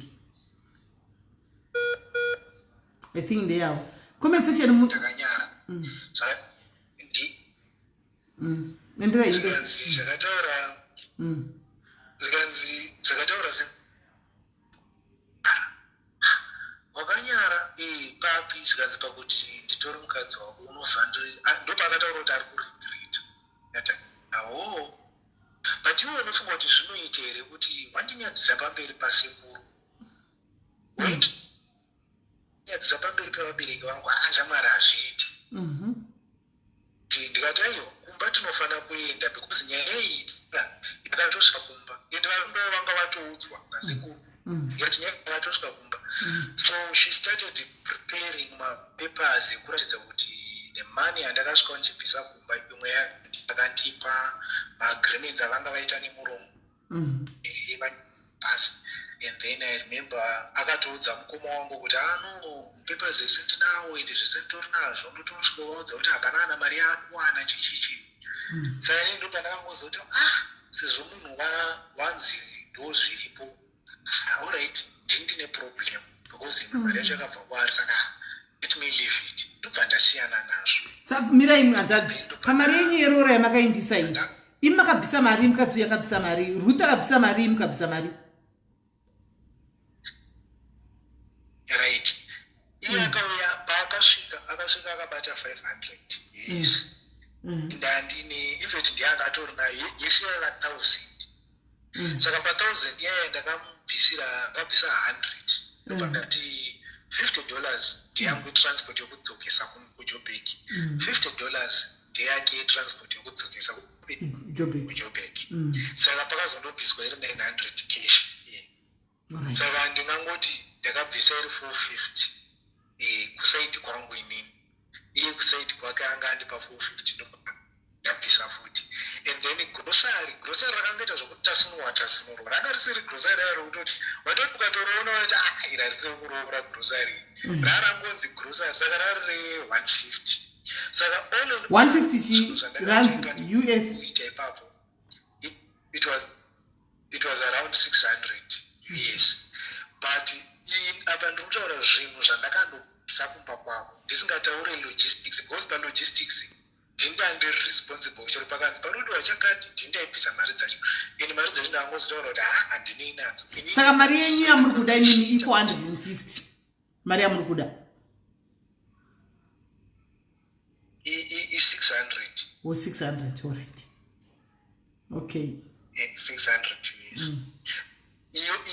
Iyo ndo yotoiti yezvebinge ndo yakandoitwa zverangu pakuroorwa kwake. Saka ndo mari yandiri kuda. Saka musi wokuzoti manje ndofana undopuwa kana kuti tofana undotaura nyaya iyeyo. Ndabata munyai. Munyai haufa zvikanzi shamwari wakati wewe uko hakuna mari yawo kundopiwa. Ndikati ndo zvakataura musikana. Zvanzi kana usina mari yawo kundopiwa saka inini chi handisi kuenda. Munyai uyu. Ko vana tete vangu kusaidi kwangu tete haufa. Saka tete uko kuratidza kuti kune muromo saka isusu taregedza kuenda saka chero munyai tatomudza kuti hatisi kwanisa kuuya. hapana aenda. Vakazongofona kumba kwacho ndo vakashidza kuti ndono zviro zvamakaita musi wamakauya kuzorora because zvamuri kuita apa mungadai mauya vana vataurirana. Vakati aiwa dai mamanzwa mashoko akabuda mungadai musiri kutaura zvamuri kutaura. Pane mashoko atinodzana zvokuti mashoko iwayo ndoakonzera kuti tisauya. Saka zvikanzi izvezvo ungoramwirana zvaivo zvandobva zvangosiriwa zvakadaro. Then ndobva adzoka chinozo ndopandakazonyanya kubatikana. Munoziva ndanga ndisinei nemaevhenzi mamwe isaiitika yekuti zvaidai but paakadzoka zvakazondotaurika manje muchechi because kana wanga wabvisirwa muchechi ukasimudzwa ukapembererwa kana kuri kuti zvaramba unofanira kusimudzwa futizve pareason kunzi nokuda kwezvakati zvakati vakazosiyana saka ava free agent futi musikana. Saka ndokundosimudzwa muchechi kwakunzi musikana aida kurarwa naye vasati vachata. Ndozvakubuda kuchechi. Musikana akaona zvakakodzerwa. Ndozvakutagwa kuchechi. Zvakandobuda muchechi zvikanzi. Saka musikana akaona zvakakodzera kuti adzorere mukomana mari. Saka mukomana akadzorerwa mari yake. Of which that was a lie. Ndo pandakazobatikana ipapo. But why vanyepa? Ipapo ndo panondibata pokuti why vanyepewa apapa. Kokungotaura ungoti vanhu vatadza kunzwanana. Then vavhara nyaya yavo. Kokuzotaura kuti ende tumaita zoisi pakatosimudzwa nasekuru. Sekuru vakatonzi uyai mupupure kuti ndo zvakaitika. Sekuru vakatotaura kuti kwaduti ndo zvakaitika izvi. Inini handichasvika kuchechi kuya because tatogorana uyu nekoko kwatorimirana kana handichaenda. But zvakaitika ndezvekuti kana kuti zvazoita kuti ndizvisunungure nhasi. This is why I've told the story. Munhu uyu spiritually achakaroorwa nini. True. Spiritually. True. Even though tisingaonani tisingaiti sei but achakaroorwa nini. Saka zvaizoitika I think for the past 7 years. Inini mukusaidi kwangu ndaiziva kuti nekuti handina kudzorerwa mari yangu. That was the tag yandandinayo mumaoko. Kana kuti ndingati ndo musungo wandandinawo mumaoko werevenge. One thing chandakadzidza nekuziva ndechekuti haaroorwi muupenyu hwake unless adzora mari yangu. Izvo ndaizviziva. Saka pokutanga pazvakaitika I just sit back and relaxed ndikati chero zvazvinge zvaita ikoko but chandoziva ndechekuti munhu haarooreke uyu because one sekuru vakatomuudza kuti shamwari hausi kuzorooreka kana situation yako isina kukudzirwa. Then number 2 inini wacho ndaizviziva kuti munhu uyu spiritually ndatomuroora because ndakapinda mudare remumusha mavo ndikanzi ndine mukwasha and ndikauchira kuti ndine mukwasha wemumusha mavo. Saka chero pakauya umwe munhu akati ari kuda kuroora asati aroora physically.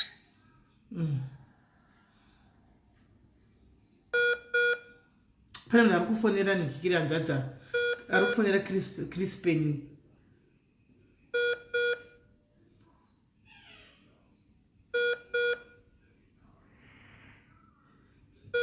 Aiwa nyaya ine progress mirai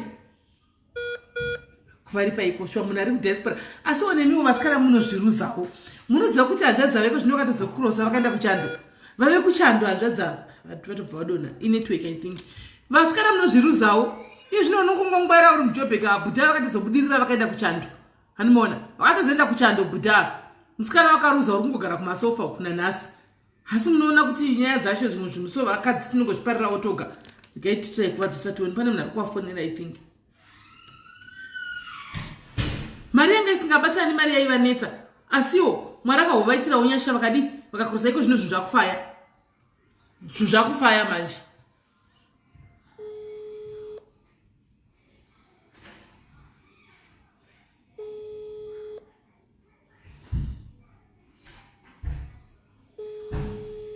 I'm suspecting vanhu vacho vari palife. I'm suspecting too.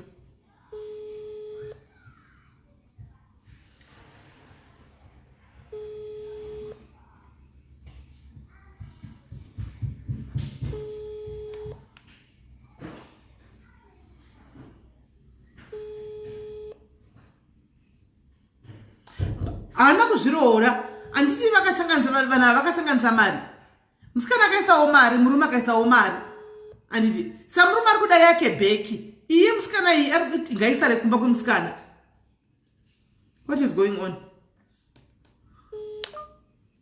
Hello? Sorry, wifi yangu yadonda. Oh, tatoti pamukuda ndikiri Ruthi wafona. Tatoti pamukuda Ruthi uri kufona. No, wifi but so what I was saying is kuna mukomana achauya achizokwanisa kuroora so yaiva nyaya yandaingobata ndichiti I would to watch from a distance ndifuna kuti zvezvinoitika right. Remember ndambotaura kuti ane mukomana waaitaura kuti ndarota mukomana. For sure the guy came. I think some months later tasiyana the guy came akatouya and then mukomana we nauya akaita same process yandakaita inini yekuenda kumasofa akanzi chiroora. Saka pakuchizonzi chiroora I think ndopa kuzondonzwa kuti ayo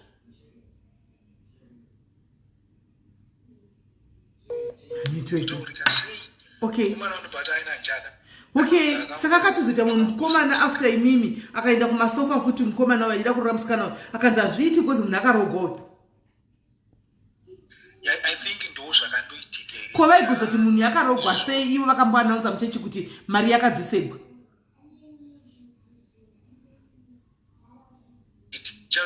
Munoona inini yava kana kuti ndingati iconclusion yandakaisa inini because pamaitikira zvakaita anonzi mukomana uyu haana kuzopatitira kuti ndakuenda kundoroora akabva kuti handichada asati vatomboenda kuti ndakuenda kundoroora but anga atoendeswa kumasofa because kumasofa kanga kwakwataura kunzi ifree agent musikana.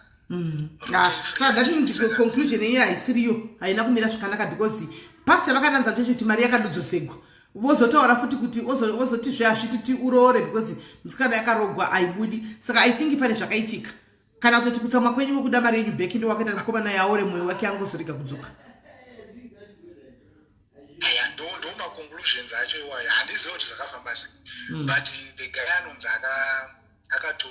akatoramba akati hai ndini handichada ndobva asiyana nazvo. That's how it happened.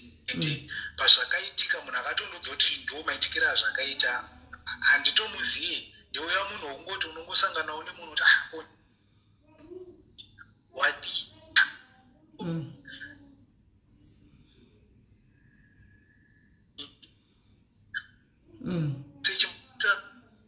because mataurwa zvakaitwa kuchechi zvakadai but hakuna issue yakadaro because chainetsa changa chakunyanyonetsa ndechekuti effect chero nazvino machechi mapentecostal church izokanza kuti kazhinji ati 2-3 motonza after 6 months atova nemwana ane 9 months mwana akasvika.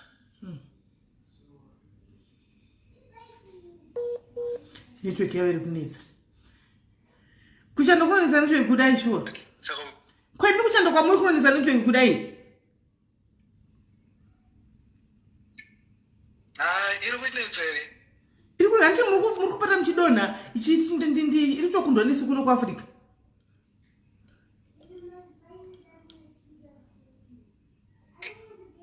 So zvidaro sisimeli chache nyaya iyi ndechekuti kumashure kwemusoro mangu ndakamuregerera munhu uyu because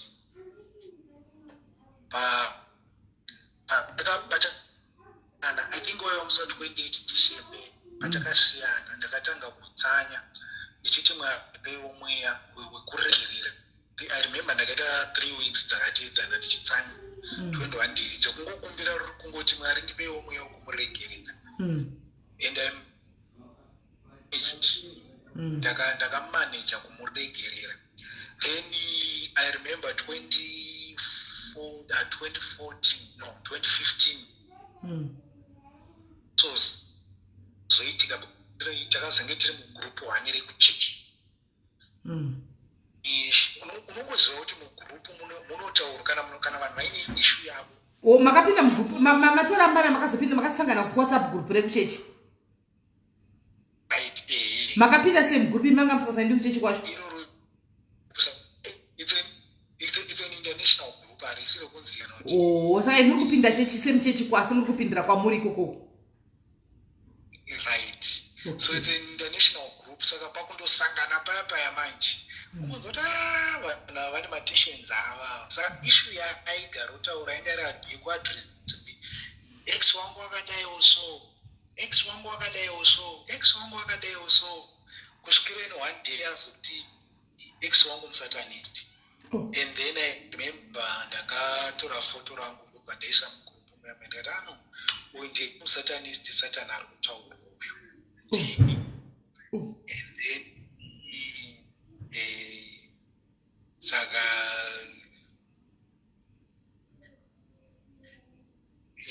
zviripo izvi it's not good.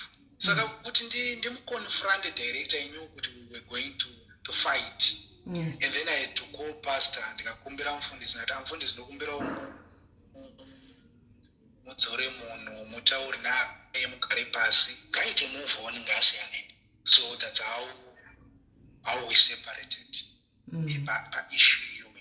Saka bva muWhatsApp group hamuna kuzombosangana naye kana kumuona kana kudii kana kumustoka musitombomustoka paFacebook? No, takasangana ku-international youth convention yakaitwa kuDurban 2016 muna June, I remember. And then ndopatakasangana, but kwatakaita she couldn't stand together nesu because ndandine group revanhu vandandinavo. And then ndobva vatondita uyu ndikati that's my ex-wife. Ndakatotaura vanhu vandandinavo ndikati that's my ex-wife. But ex-wife akachaiyo ndikati ndiye izvo. So people shocked because kwangu inini vashoma vanhu vaiziva kuti ndandine munhu ndakatondobvisira mari handina munhu wandaiudza. So when I saw her, she was just there and haana kutombomirawo patatiri ndobva atongofamba wachika. That was the last time I saw her. 26. Saka muna kutombotaudzana? Ndataura naye. Saka izvozvi no, saka izvozvi sokola hamutozivi kuti uripi?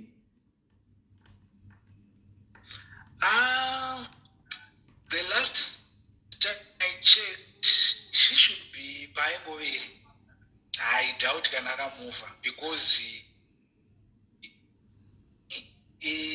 patakanga tiri kana kuti zvatakanga tiri nguva iyoyo ndakamuti if it was like a prophecy yekuti shamwari ndine kabasa kangu kandinoitaka mwari vati tichaenda kuchando. Ndakatomuudza ndikati mwari vati tichaenda kuchando, then iwewe une course yauri kuita because akatanga kuva interested kuita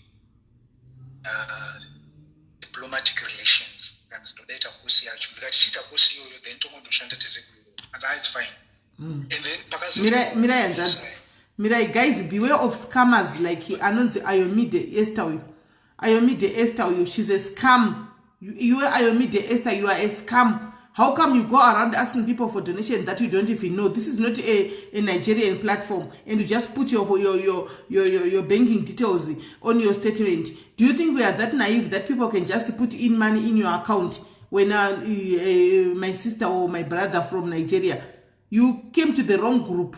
No one is going to give you anything. Everybody is affected by lockdown. So please, take your scam elsewhere, not here. Ayomide Esther, you come here and you put your banking details for people to donate money for you for food. We're also hungry. We're also affected by COVID. Get away.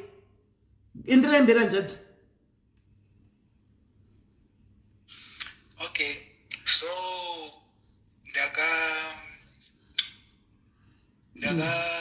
kana kuti ndakazomova to Europe. Iye akasara kuAfrica. So kuti profession yanga ina kati. I don't think kuti she moved out as a situation. Andifunge kuda zvo nishavire nhamo ivi makatobhururuka makaenda kuchando makazoenda kuengland iye shavire nhamo wasara kumasofa kuno kuafrica zvino uchawana munhu adori wesi than imi maitambura panguva iyoyo muchizama kujoinza zvinhu zvenyu zvibatane panguva yacho iyoyo dei makadoenda naye semunhu wamanga maroora pamwe dei makatochata 16,000 yenyu makatoenda naye zvino ongoramba achiri mushandiraiwo madiplomats iwayo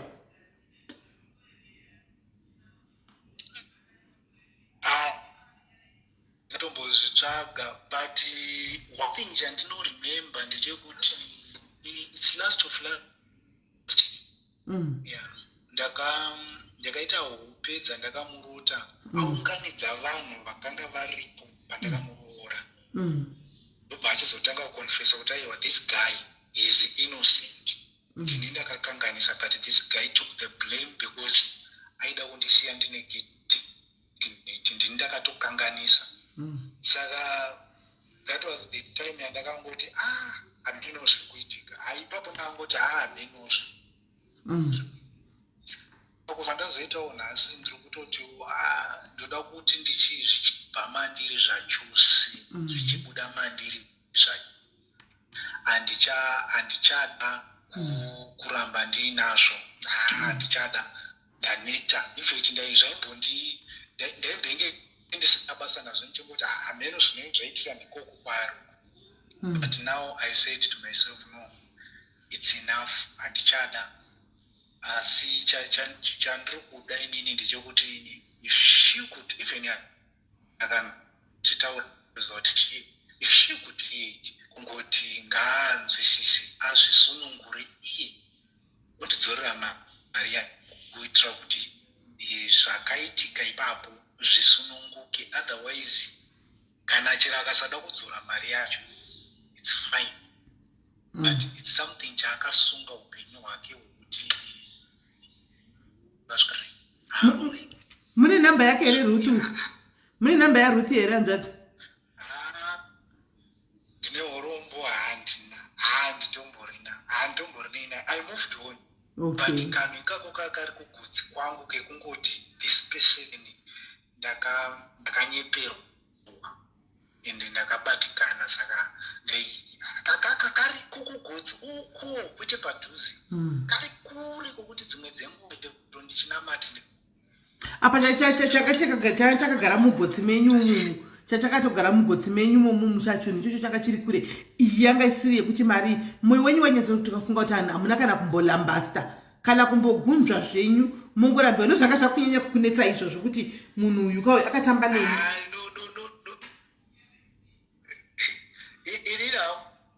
iyo yokulambasta iyo haisiriyo nyaya but ishu iripo ndeyekuti I took the fall papa kuti ndini ndakatouya neplani yekuti tishauri kuti tisiyane ngatiite so then ndobva zvabuda seizvozvo but in the event kwakuchizunyeperwa kunzi ndakadzorerwa mari nokuti ndini ndakakanganisa iye achinyatsozova kuti ndiye akaramba akataura kuti naichada but ndini ndinotonzi ndini ndakakanganisa saka izvozvozvo ndozvoyopa ndoti pakanyeperwa saka zvinondirwadza mugodzi zvirimo nditori netime yokuti time yandaitaura kuti takanitsana muguru iyoyi ndakaita hasha ndine problem yekuti kana ndikatsamwira munhu kuti ndatsamwa kwete zvokunzi ndikatanga kuchema kana mumweya wangu ndikatanga kuchema in my spirit ndikarara kazhinji kacho ndinokesa munhu wacho ndakarara saka musi uyoyo ndo zvakandoitika ndarara ndakanzwa kuda kumukesa ndobva ndanzi usamukesa because iwe utori nemha unofanira muregerere ndo musi wandakakwanisa kumuregerera uyo saka ndimuregere ndakabva ndanzi asi titarira zvaari then ndobva ndamuona ari mumotikari I think it's a Legend 45 Toyota Hilux yange iri new one motikari yacho ndaifa zvikanzi tarisa zvaari anga ari muLegend 45 achifamba but paaifamba anga akananga kudhamu ndobva anopinda mumvura haana kubuda zvikanzi problem iripo ndeyekuti ari kurarama upenyu hwake achiraramira shamwari dai airarama upenyu hwake hwega zvokuti kuti anozviraramira ega upenyu hwake hungadeurira iti saka kwaari kuenda zvakazvimiri zvakanaka. Then that's when I managed to forgive him. But kapfungwa kakaramba karipo kungoti but munhu zvakandiitira uyu but munhu zvakandiitira uyu. Saka zvino kwandiri ini ndirongoti if she can bring back the money then I think I can tie kana kuti ndinocheka the tie that is between us inobva yanyatsokurika. Because at one point I think it's last year ndakamurota achitondibvunza kuti where are you? Ndikamuti ndaku Europe and she was like but life yako right that yes chanda saka ike zvino zvakaita kuti roorani ndo vanatokurisa ruoko ndikati I am married and I've got a ring. Saka makazotenga ring yekuswisi what here kunonzi kuswisi gold kunonzi ku amene makazotenga yekupi yekustenzi makazotenga yekupi ring yacho nemudzimai wenyu ndakatenga yekuamerican swiss iyoyo kupi ndodora nemudzimai wenyu wamaiti muchiurota kuhope kuti ndave nering makatenga yekupi ring zvabatana kaitlisti zvinhu right now. Aiwa ndakatozoita move on ndikatozoona mudzimai zvakanaka ndikatochata zvakanaka mukatenda nekudiaspora ndakazoita white wedding aiwa ndakapurika ndikatobatanidza zvakanaka izvo zvangu zvese ndakangobva nazvo kunoku zvese ndakangotenga kunoku ndandangosvika shamwari ndomadira aripo kandabvisa mari and then ndobva ndatochata. I remember it was a testimony because my wife actually ndakasangana naye physically kuti tatotanga kuonana. It was on the 4th of March musi wa4 March 2018 and then musi wa10 March ndobva ndamubvisira mari. Musi wa12 March ndobva tatobatanidzwa. Ndobva tatanga togara tese musi wa12 March. I think within a space ndokumasofawo aiwa izvi hatina kuzoenda kumasofa alright asi ndokuchechi yokoko. Yes. Alright. Right. Well, guys, at least I've got good news for you, brother. I'll give you feedback. Right. So, guys, my diary is going to be kana mumoda chinga yakwatira chitifambira nyaya idzi ndoda mari yangu. Tinodzifambira and tinodzifambira. So, takafambira nyaya idzi dzakafambirwa neteam repano apa pa diaries ma admin epano akafambira nyaya idzi. In fact, adzifambira nhasi nyaya idzi. And we managed to tibate mufundisi.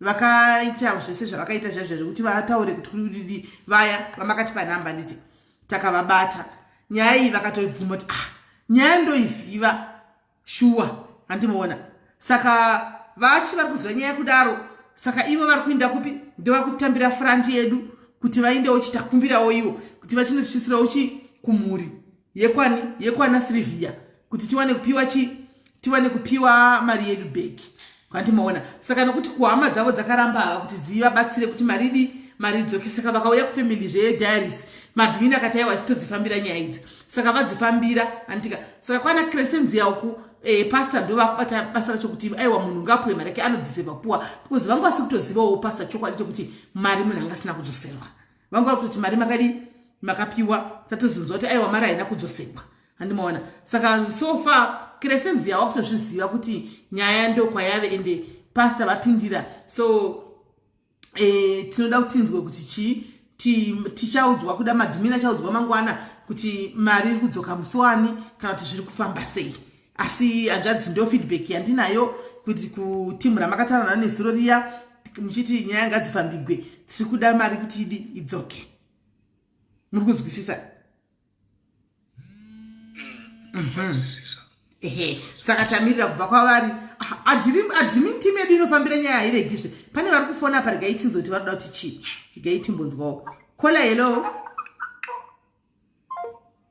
abva vadona amene zvaitika dai network yavo andika saka nyaya tiri kudzifambira guys admin team iri kufambira nyaya varume nevakadzi pane varume vatinavo panapa nevakadzi aivo vari kudzifambira nyaya dzacho kuti mari mari iwane kudzoswa zvokuti zveshuwa guys ngataura nei pachokwadi hapana justice apa guys kuti munhu haana kana mbobatawo hake kana gumbo chairo kana tsoka kana chigumwe mai mwana vongotora mari mai mwana vongoinda nemari hakana ndiriwo guys iyo 6 wire panguva yacho yanga yakawanda guys panguva yaitoroora 6 wire yanga yakawanda because remember zvinhu zvaane 6 years guys zvaitika saka yanga itoriwo 600 US yototi yanga yakatowandawo paidiwo pavairoora yanga iri mari svinu anomaona saka ngavapuwe mari yavo beki antimazviona havana kana mbovhera vakabata kana anything mai mwana kana kumbonzi kisi zvaizvodikana padama apa zvanga singaiti kwaiti asingabvumi kuchechi kola hello yes kola waswera sei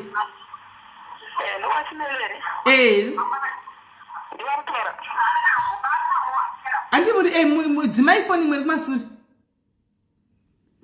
chidzimai foni imwe ri kumasure imimi chidzimai ifoni yenyu iri kumasure uku mune ifoni tuka chidzimai imwe ifoni titauri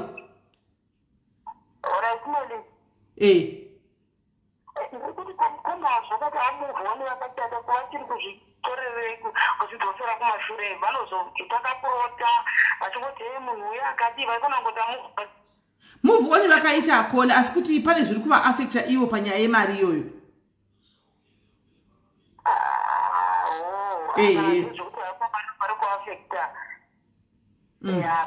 pane zviri kuvaafecta mumarriage mavo imomomo zviri kuvaafecta marriage mavo fuchi revelation iri kungobuda kuti pane zvakaitwa anofanirwa kupuwa mari yavo back ndosaka vazodzoka after all this years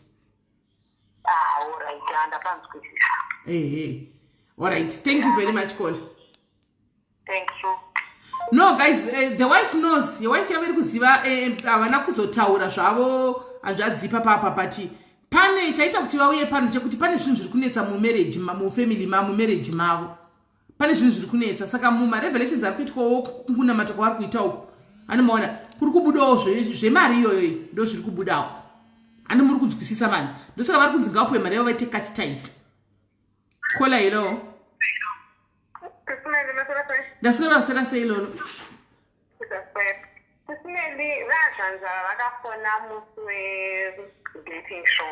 vakataura nekuti vakamboya pashopu yenyu kana pane madhairis anga akaperera musi wawafona pekutanga kana kuti mukazoona umukana anokwanisa kunoiperera stori yavo yachinja okay sirivhira muri kutaura sirivhira ndinotaura naye nearly every day kusirivhira ndakamutsvaka ndikamuwana ndikataura naye sirivhira achakutsvakai mangwana agoya nesaidi yake yestori It's not what it looks like.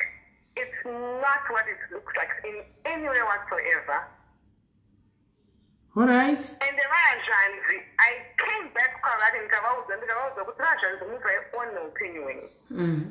Because you're holding on to the past. You're not the first one, Arambwa. You're not the first one. But that's spiritual, what Katanya, but this is quite a Rota, Mukazong, what is there in Mwana, what. They have choose their own opinion. You know, 600. Nyayasha is totally different. Government, and I don't even know how many years it's been, but it's tiny and it's not nice. It is really not nice.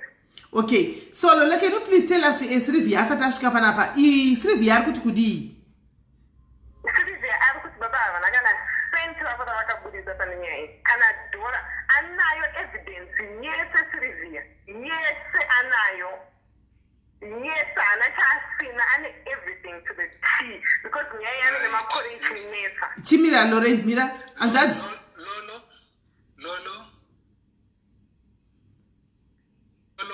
Lolo, Urdezwa. And I tell him. Right, that's the same scenario. That's why I want to tell Randigati. Inini pa Mariangu, Yandil Kuda.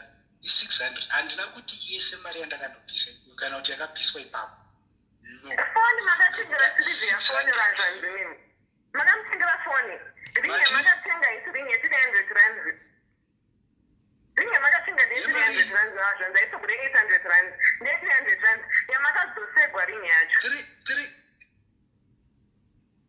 300 rand ringe yes mukadzosegwa ringe yenyu makadzosegwa ringe yenyu mimi she gave you back the ring. Are you sure? Yes. Machata makadzosegwa ring. Ndakamaratidza machata makadzosegwa ring.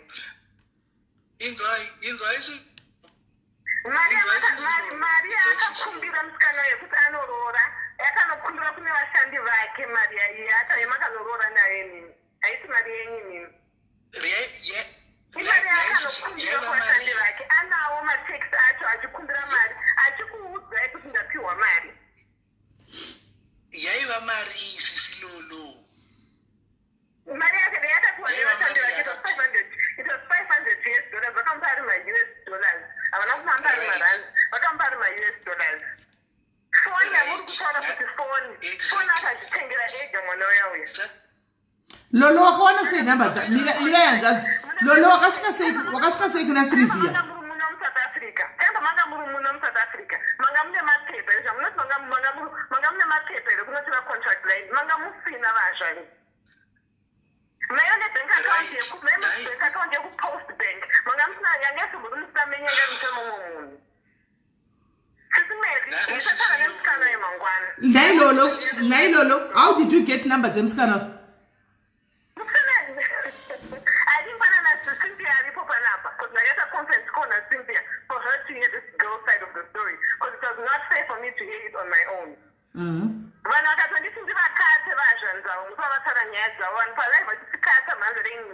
Hey, but number dzemsikana wakazodziwana sei?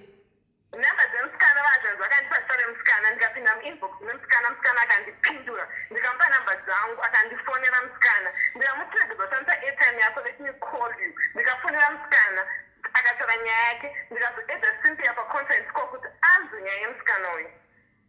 Alright, unokosa ndipoka number dzemsikana tingomufonera izvo so tingoti bvuva yazi varipo. Now in a serious relationship anditi she's now in a private. She's now in a serious relationship. And the Hamas murumu wake dziripo panapa alive. Wadziona? She's engaged to this girl. Okay. Anga asingatombozivi nezvegrupu redu ndikachinda kunolaika gupu rakati ndaona pana vanhu vandinoziva pagurupu ipapo. Saka musikana waye ari pano izvo zvinezvi ave pano futi naye pano. No, haasomboziva anga atozotwa live. Kanzatanga nyaya iyi ndatomubvunza ndikati iwe live iri kuitwa kugrupu ndeyechizva iko zvino handikwanisi kuita sei handikwanisi kupinda paFacebook nopane zvandiri kuita ndipei 10 minutes I'll call you back. She calls me back andifonera back akati handisombochiziva zvelive. No one contacted me about live or anything. But anyway, I cannot do it either way. I am not comfortable with going on live and I need to move on. And the attention yavari kuda vazhanzi vakuda kuti ndipindure and I'm not going to give him the satisfaction kupindura on live before story because no attention yaari kuda because he's been looking for me, he's been stalking me on social media. She had to put stuff on private on social media. Pane zvinhu zvavanga vakataura vazhanzi about the Facebook and I told her isa zvinhu zvako private paFacebook. Lolo.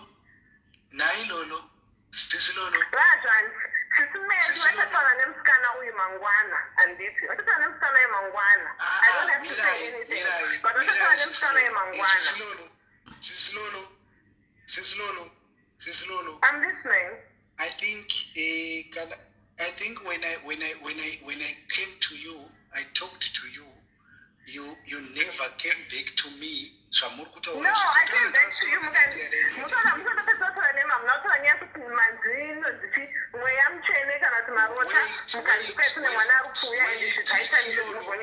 That was our last conversation between you and I.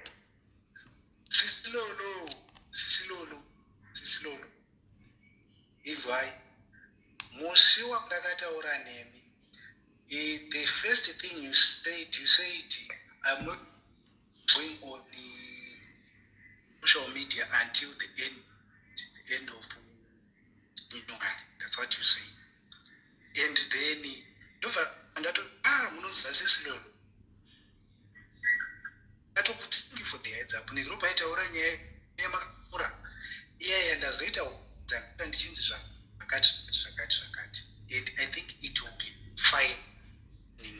And ndatokuudzai ndikati I think ndasungwa zvangu zvapo. I told you so. But you never came back kuzondudza kuti what was the kuti makazoita progress kuita sei because I remember ndakatozokubvunza kuti did you get anything? Mukanditi no. Inini ndichaenda kupera kwaJanuary. Then kore chekude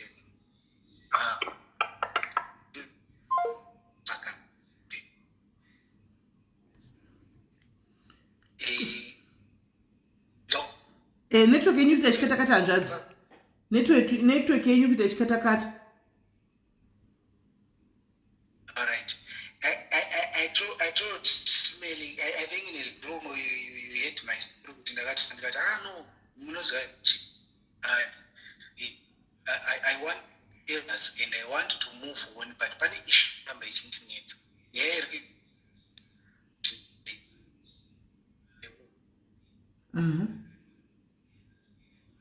back of my mind. Saka yes, issue yokuzi Chris ana kana kuti toti ana zvakabvisa. Kwandiri nini, I think ndatozvitaura ndikati the reason why I said this, it's because ndoda kuti tikate maties. Because pane zvirango zvakaitwa. Saka kana pachinzi hapana zvirango zvakaitwa, inini kwandiri kusaidi kwangu inini it's fine. Hapana zvirango zvakaitwa as it is. And chandafarira ndechekuti iwo sisi lolo wachiswa vachiudzwa zvavakaudzwa ndo statement rimwe chete, hapana statement rakasiyana. Akakumbira 500, I had 500 ndiye aichengeta mari yacho because mari yacho yega kuaccount kwake. Handifungi kuti pane pandatsaudzira chero akamiswa apa ndo statement rimwe chete randoramba ndichitaura iroro. Saka kana kuri kunzi ndiri kutsvaga attention, how in attention for attention, I'm not looking for attention.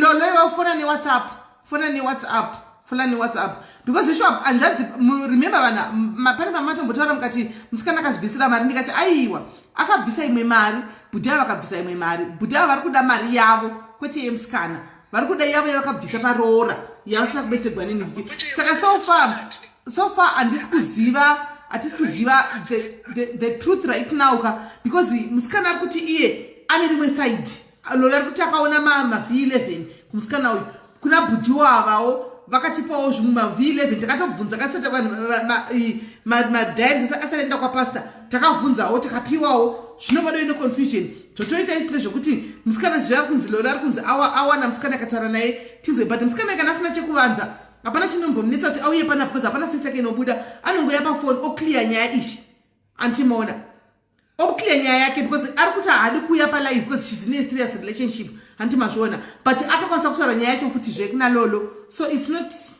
I don't know how but tichanzwa naye musikana wacho because nyaya yekuti iye anenge achida kuti akwanise kutaura side rake nyaya iyi inongoda vese varipo handimaona because uyakaini side rake tichanyebegwa kola hello.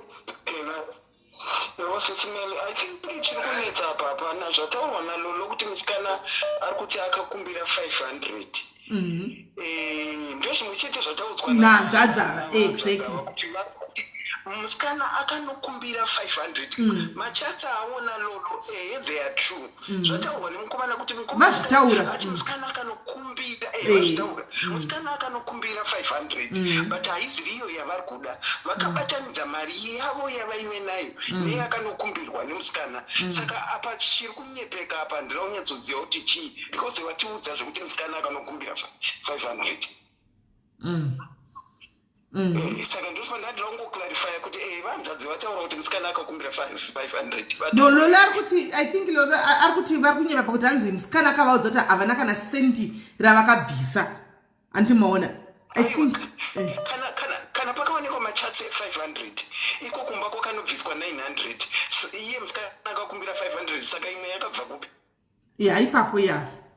ipapo mari kukumbira vaadmita kuti akakumbira tikabatanidza yaakanga akumbira neyangu ndopanda ndoda ngoclarifya chete ipa. Not only that, grocery racho rakabva kupi? Grocery racho rakabva kupi? Grocery rakandobva ndandoda ku aiwa no andanzi I do agree ndandoda ngoclarify pe 500 kuti 500 musikana yakuti akakumbira ka matoitaura kuti akakumbira 500 ini ndikabvisawo yangu tikabatanidza saka 500 kukumbira mazvitaura saka hapana chanyepwa ipapo. We are in agreement with that because for all we know chinoitika ndechekuti munhu wese guys ka ukanza network yava nyaya idzi dzinonetsa makamuona bongo defensive yaive naye achitaura nyaya dzenenge chigo ini ndiri palive iwe Gilbert man ndaimedo yekuzaiwo Gilbert uyasienene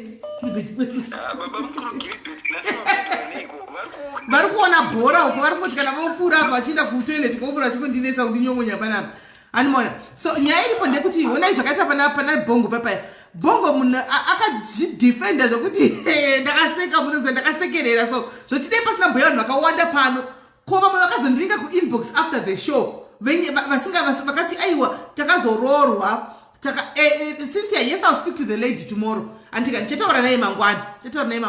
Animona. Akati imi ndaide ndakabhiliva boka ngende ndakati ashwa budhava munhu anotara kusaidi kwake geza chizvinatsurudza abongo kandipesa mafuta pe500 pataurwa nalomo pemachatsa akaona nezvataurwa namukoma zvakangofanana akakwereta musikana mukoma vataura saka hapana difference hapana kunyepwa kwaita zvimwe chete zvavataura izvozvo vataura kuti akakwereta musikana vataura.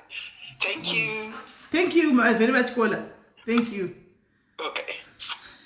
Chokwadi shuwa guys ndisina kuhandla nyaya iyi pano yanikikirika yabongo munhu unotomubhiliva apa ndikashara softers ka akashasachara kuti ini nere chakatondatise kung'anga koko chakatondatese kung'anga ndiyakatoperekeza arisi zvokuti unoti baba wataura chokwadi bongo zvakaoma kune vanhu kunze uku kola hello.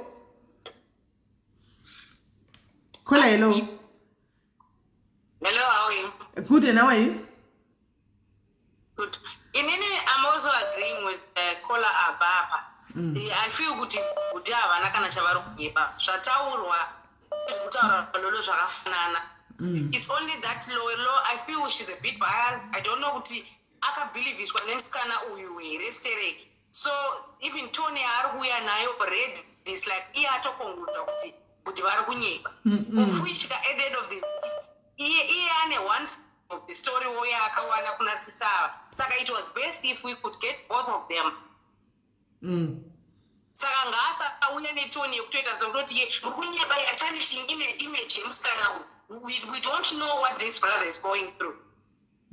Anyway, on the other hand, we don't know what Lolo has been told by this lady as well. So I think it's best that timirire musikana uyu auye mangwana acho ari kunza notibata atibate. But and this zvamuri kuita kola if muri kufona ka ne WhatsApp calling, do I know you kuti ndimani? No. And saka anjaza vauya vari kutaura, do we know him kuti ndiani? No, tatova pasita even pano pashore kuti Crispin hatozivi nezita ravo chechetu vanozani. So she would come and explain wo side rake antimona vopedzerana anjadzi varipo. Exactly.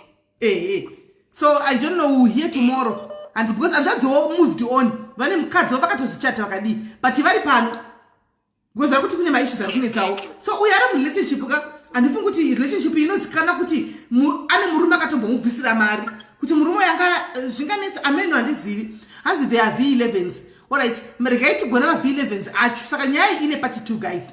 This gonna have a part 2. Cheka tione ma V11 akapiwa Lolo na Cynthia totangira ipapo. For now we can't say anjadzi vari kunyepa, we can't say musikana yari kunyepa, totomirira both sides. Exactly, that's how I feel for now hatikwanisi kuti ndiani ari kunyepa. Ndizvozvo. Okay. Yeah. All right, thank you very much caller. Thank you again. To the things go. Right. Caller, hello. Okay. Oh, Madonna. Because truly speaking, Skala in and the pastor confirmed kuti nyaya vanoisiva. Vari confirm vanoisiva chi. Ndosha Ndoda kunzwa ini. Hello. Hello. SIS MELLY ngotaura na Buddha. Oh, itaura yini now? Buddha vaka move on. It's been a long time. Why can't he just forget about money? Kuna varume vanovakiswa dzimba vanotenga matap shop vanotenga zvinhu zvakawanda. Why can't he just move on? Kuna varume vanospend a lot of money on women vasingatombokwanisa kana kutombopisa beans kana kuita sei. Vari kutadza nei kungomove on. Wani munhu anonamata muda vakupindure ivo hanzvadzi muri kutaurwa navo nemi ngavandipindure 500 imari shoma shoma kuna varume vanobirwa mari in pounds yekuti vanoluza mazimari chaiwo chaiwo. Why? That's the big deal about 500 maybe musikana yatomborona mari, you moved on, she moved on. Kune varume, if you want to know kama kada kutsvaga kana magroup kana magroup evarume ka kuna varume vanorohwa mari ende kuna vakadzi vakangwara. This is not the thing yatanga kuitika kwamuri mimi chete. It happens to a lot of people. Why can't you just move on from this bullshit? And I think it's bullshit and it doesn't even make any sense. 500 pounds or 500 US dollars, I don't know what enter into pounds or can I get my bonds or whatever, I don't know. But when the Vakakumbi Wamari, even though I am scanner, and I'm scanner and I go out in the very good to be honest in drum cards. Did not undercover over and this is not on body, but I don't know my don't go gross nonsense out. Do you understand? All right. So, kuna mwarume uchano kukonsulta someone opinzi because abatu bumude badongo mtsotsa pinzi. All right. Okay, mine chirega vakupindura ikola why vari kuda mari yacho rega vakupindura because kana ndakavanza correctly but rega vachitaurire vega kwandiri vakati it's not about the money but it's about what is happening spiritually behind the scenes. So rega vakupindura ivo bamini munogona here kupindura maini nawo pafoni mutaurirani.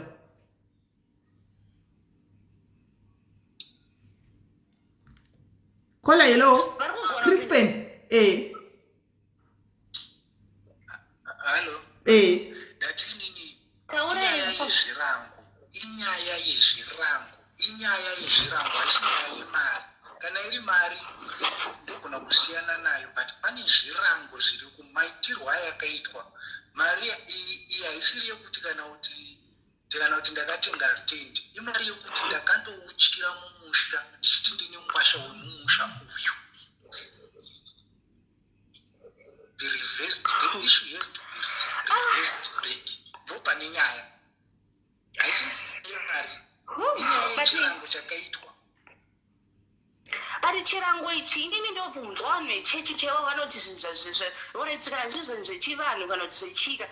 I don't think it's a big deal. Why can't you just pray? Can I hear a case? Can I do some whatever vow yakaiswa papapo? Can if it didn't work, it didn't work.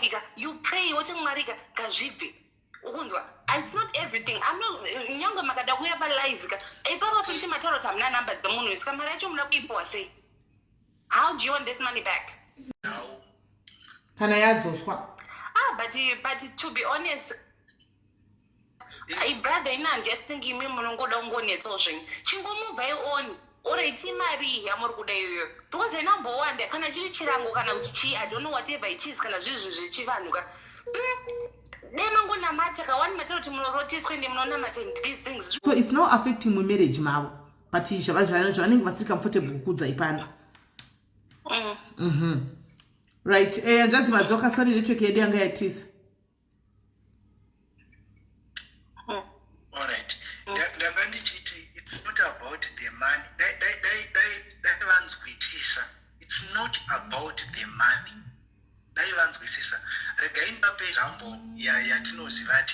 This is a good example.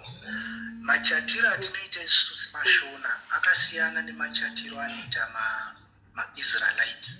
I will tell you, Jacob, Leah, achifana kupowa Rebecca paakapowa Leah pachijudha murume musi waunocha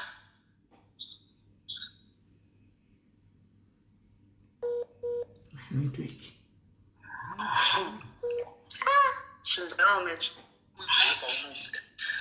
ona kuti hello takateerera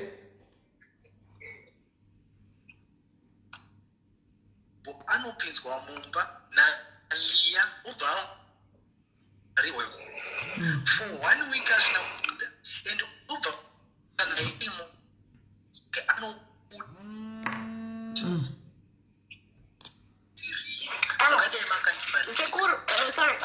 anonzi aiwa hazvaiita kuti utange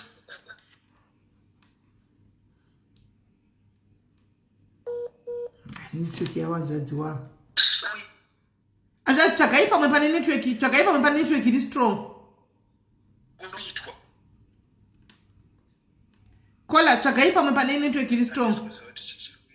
Chakai pamwe pane network iri strong iri kudona iri kukata totoita singatokunzwi.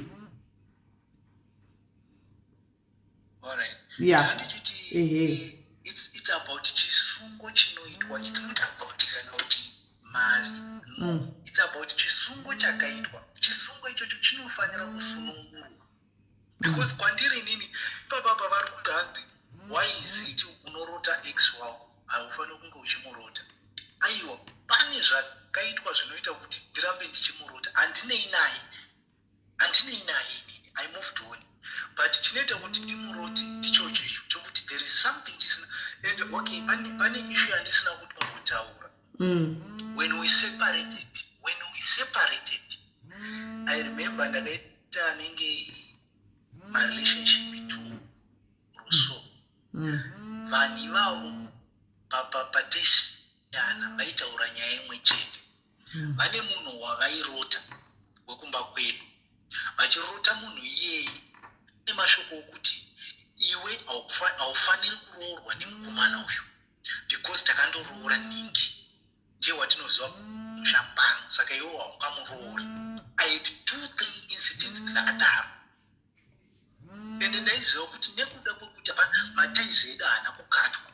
These things they are happening. Zvinhu zvandinoziva zvandakaexperience. Saka kuudza munhu kuti zvinhu izvi ndoda kuti ndisiyane nazvo ende kuzvisiyana nazvo unofanira kuzvikata. Munhu anotadza kuzviunderstand. Anotaura kuti you can just leave. You can't just leave zvinhu zvakadaro.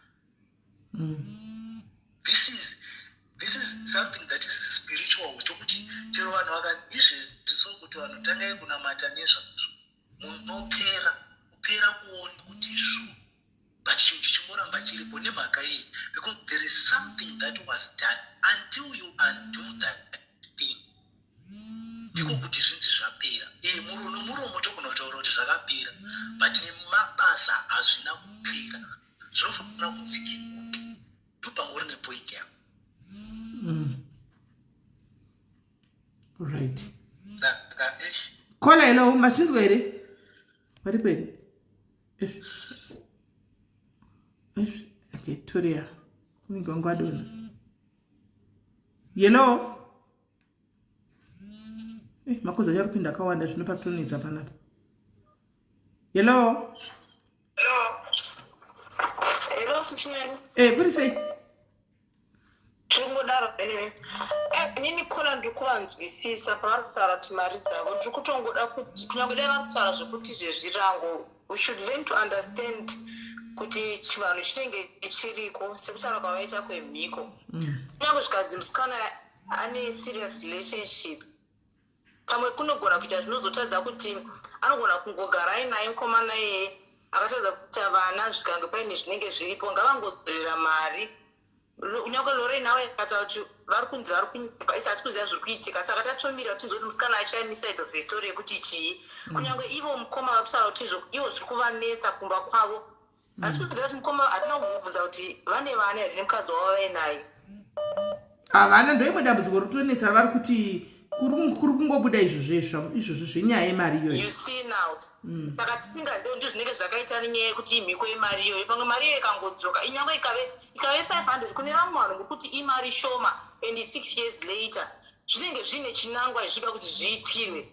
Kune vasingabhirivhe zvavo we don't know. I know kuti kune vanhu vanonamata chivanhu chinongogara chiriko kudai tikada kudii zvavafanana nekunzi kune munhu anogona kuti zvimwe munhu akafa unogona kunyange mamuchidanana unogona mukaita accident ndine mukomana wangu baba vangu vanogona kuroresa guva kunyange dai tana tichingodanana uchingostorora unzirora guva iroro siyane zvinongoitika.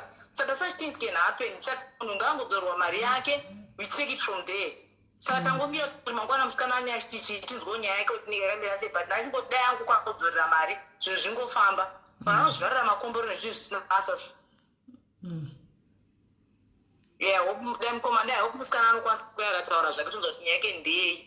Lorraine kana pane zvaanga achiziva dai yangu anga ataura nematiudza kuti nyaya yacho ndeyei pane kuti akaita zvakudaro. Vanhu uzopedza kuti wangofundora ari kuita hasha achipopota pozi anga angosapota musikana haana kuzotinga achizosapota namukoma anga angosapota musikana chete but anyway tomira tonzwa kuti mangwana mune muchitichi.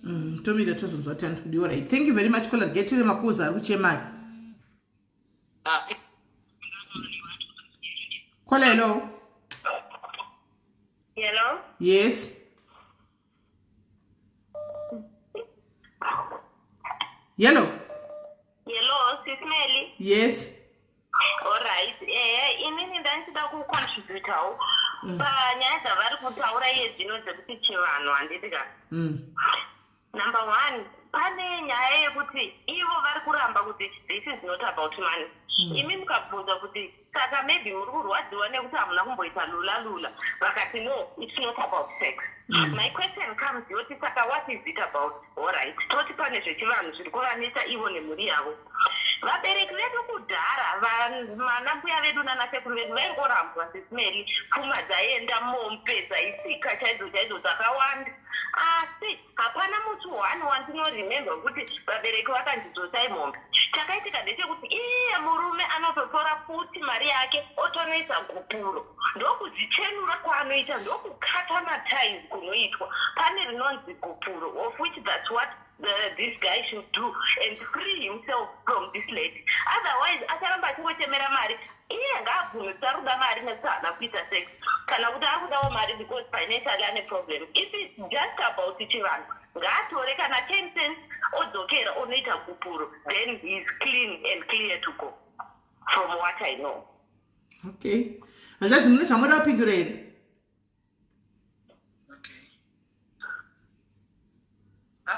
It's another angle. It's another angle in total way. It's another angle, sure. Right. Thank you very much, caller, for your contribution regarding Okay. Okay, Anzi, the lady is ready to talk. Nalolo. Where is she? Nailolo. Where is she? She's ready to talk. Where is she? Gauye changaza varipo. Aripi. Hello, caller. SIS MELLY. What do you say? That's it. All right.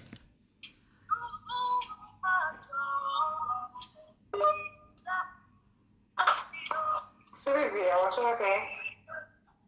No. What's up, saying? Nice to see you look alive. Yes, Sylvia, what do you say? Mushe Sylvia, ndine murume wako panapa. Aiwa namurume. Unokuza namurume wasikara munini usadaro zvewa unakubhadharirwa pfume here iwe. Aiwa regeza ndikutaurira zvakaitika. All right,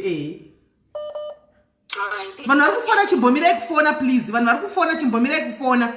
Please musadisturbe makalls. Vanhu vari kufona chimbomirai kufona. Chimbomirai kufona guys. Sylvia auda kutaura nyaya yakaitika. Mirai kufona please. Makalls enya kudisturba mafoni. Right, enderai mberi Sylvia. Hey, ndikutaura kuti mirai kufona, vanhu vari kufona. Chimbomirai kufona. Chimbomirai kufona. Right, enderai mberi Sylvia. Chichakaitika. All right, this is what happened. I think it was around 2012. Met this guy to the same area. And takapinda pa same primary. So kusangana kwatakazoita muno South Africa, there is this girl tinotaipinda pa same chete kunzvimbo kwatinopa. So akangoti utadi kutenga instruments ekuchechi, and then tokubatana youth yechechi yekwassembly koko peri munhu. That's how we got my details, this guy. Ndopatanga kundifonera but my instruments were anozomatenga zvedu. Saka ndobatanga uya kunofungwa ndaigara inini, and then ndobatapinda murelationship. Tapinda murelationship kudaro ndobva around that was 2012, and then around 2012 it was 2011, end of 2011 ndopatakasangana. And then August 2012, but that money was my money. Okay. How much did you pay? It was, I borrowed $600 from my boss. 600. Okay. Ana kubadara 900 rand, 900. You wakweleta 500 rand and he brought 500 rand.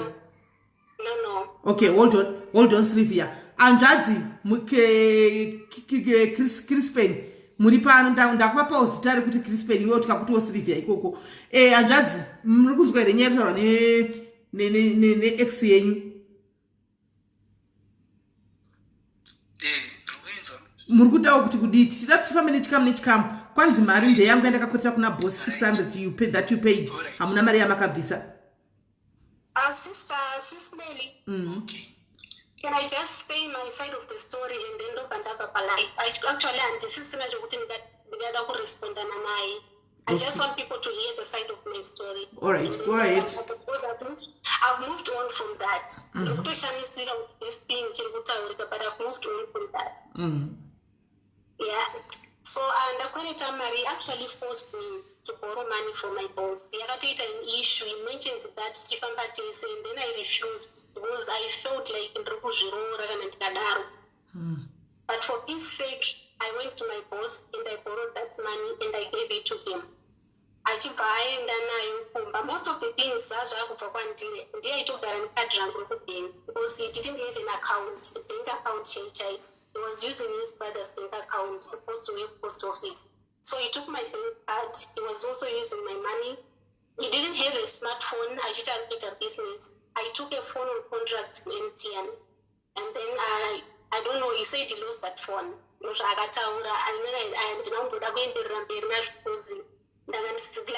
the guy is kind of a psycho. So one of my events, number one, anger abusive. Okay. Number two, like, funny, he was always saying, he was abusive and aggressive. This other time that he mentioned, mostly and then my uncle asked him, I can get some Kuroora. So that was a big plan. And then he refused to wait for my blood test. He refused it all. And then my uncle was like, no, I won't allow you to take my blood test. Why is he refusing to do that? And then another thing, I am that's what he's been telling me. And then there's this thing that I saw that I'm a sacrifice, but I didn't even understand. One time I got already a person is planning my death, already a person I sacrifice. I went broke because of this guy. I think for seconds of I want you to learn to this and that. That same month, I got to somebody and my sister at university. And then she wanted a laptop. And it became an issue to share a piece with why the family you must buy a laptop for your sister because what my one from you anything. Already suffocate that relationship. And you know, it's just a person who I don't know what to explain and teaching. That thing is I was surprised that you those repeat, but because I have even forgotten about she says that I rejected a long time ago, and I come around 2018. I move on and numbers of contact anything.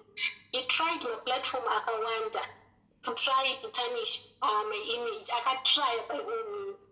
But then because neither is my addition and not attention. So he's trying by all means to seek my attention. But I never gave it to him. To get a move on with my life.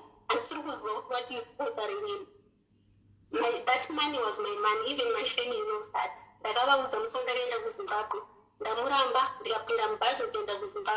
I explained to my family that I cannot go through with this thing. Because I'm the Panisa to Garikina. I did Shanda or Reda to Rotamamuti, Akarotaches Mamari, and we were out of Shanda Mupenuapo. So I think I told them to go to show it's true because I'm the person who is waiting for you. Mariation and Tanga Mariam, if you choose Kanana, this was my money. Apanamu and Anizakakwana, I'm going to walk away from Muese, Scan away, say the dream scan away, so Kuroora chat. But it was not later away. I think I borrowed from their bag.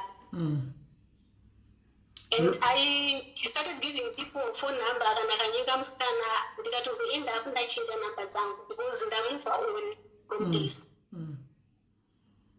Handina chake chandakasara nacho. Ring wakadzosera. I gave it back. Yange ring 300 rand yakatenga ku American Swiss. I gave it back. Ndaidini. Ndaishandise. I gave it back to him. Okay.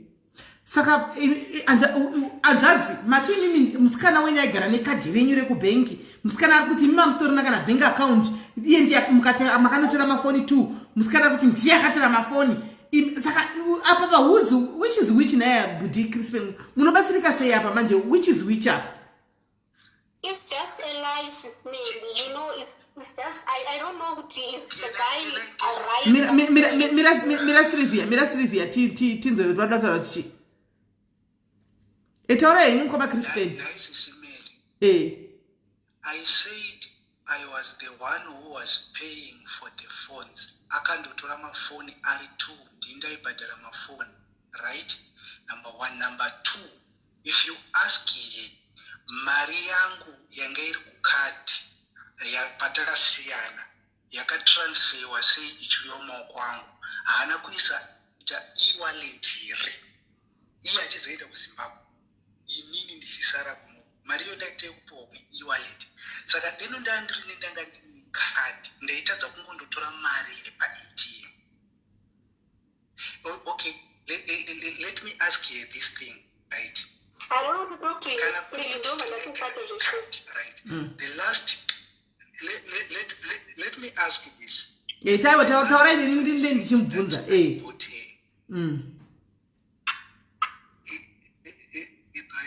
last present that I bought here, it was a blue dress.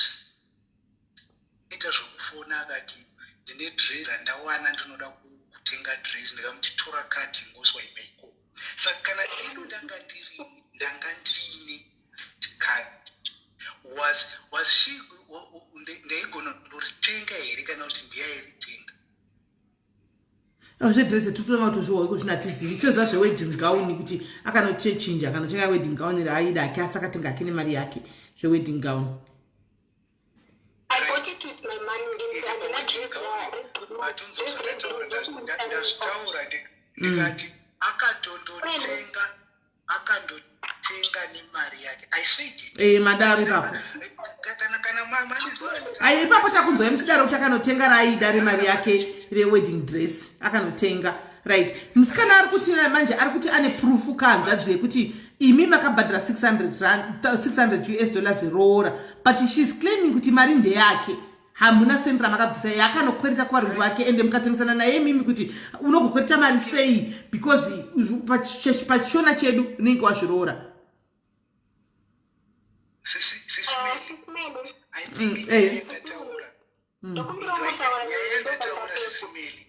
kana kuri kuti akada kutaura chokwadi pamberi paMwari izvezvi zvakarotaura kuti pamberi paMwari akada kutaura chokwadi mari yakabviswa kumba kwawo paroora rake mari udonoti mari and then kana kuri kuti akakumbira 500 years not 6 yataurwa naLolo 500 ende ndo yandauya ndichitaura ini. Lolo akati ini ndakaona mavhi 11 e500 ende 500 ndo yaakakumbira zvizvo. Saka kana kumba kwawo kwakabviswa 900 then iye akandipa 500 kubalansi yakabva kupi? Right. Emi pandaya panapa ndoda ngotaura nemi ndo pandaenda because this person is a psycho. Actually my days and I naye somebody gave me advice but you know what this person is good at playing a victim, just record everything. Saka kwese kwandaenda kuti ndinzwisisiwe nehama because iye ainoapia semunhu ari right kuhama dzangu, so the only thing that helped me there were recordings.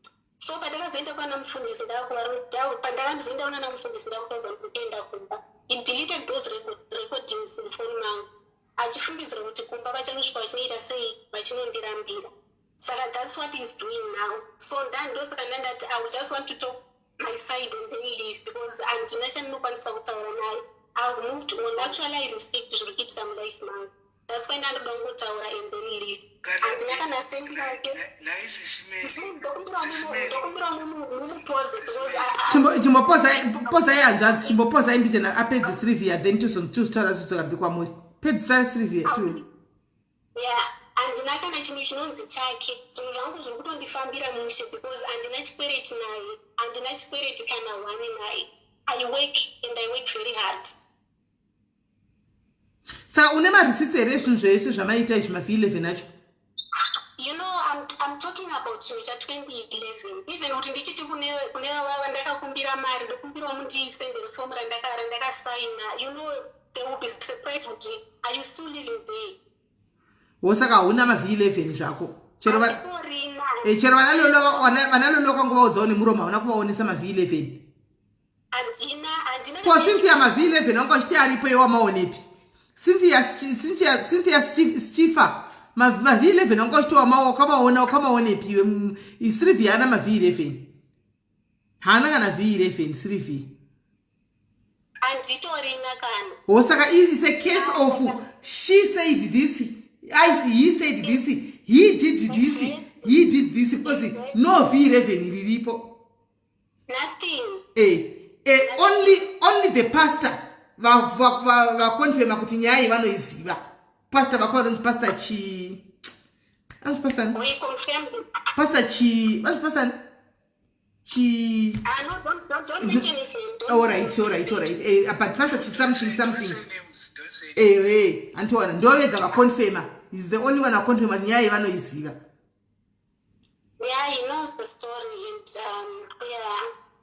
But kuti my receipts or anything, the only evidence and that ndatoanayo ndekuti ndakablacklist of MTN because I couldn't continue paying phone and ndisina ende munhu wandisiri kufambisana naye.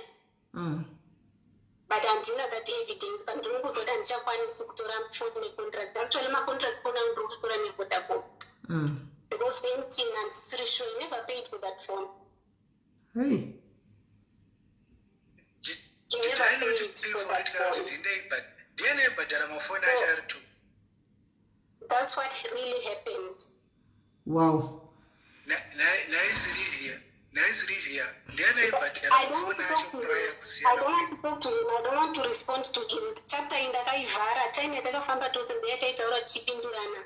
Not anymore. I just came to talk. But Sylvia, is it true kuti makadanana 2 months down the line bva vatorambana? Matoroora nambva vatorambana? No, takarambana muna December. After how many months matoroora? August, September, October, November, 4 months. Okay. Hey, hanzvadzi imi makarambana after 4 months imi machata maroorana kwete 2 months. Yes. Mamboti mamati 2 months paya saka ndandati zviri kufamba sei? 4 months. Alright. So apa pakapa hanzvadzika musikana uyu muri kunzwa sei matauro ari kuita. It's a case of imi muri kuti ndakabvisa mari iye ari kuti imi mari ndeyangu. Nyaya iyi inonetsa haitongeki. Mamuchiti moda mari yenyu pa chokwadi handoni mari ichibuda because ari kuti mari yacho ndeyake imi muri kuti mari ndeyenyu.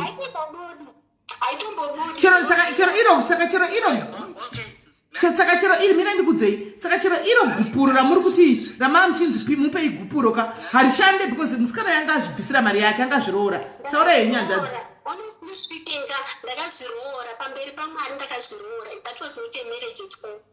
Naisi SIS MELLY. Ndakateerera hanzvadzi. Ndabvunza mubvunzo wasina kupindura. Ari kuti problem ari kuti iye haasi kuda kuita one on one nemi. Imi chitaurai kwandiri mubvunzo wenyu ini ndo director kwaari kuti zvisanetsa.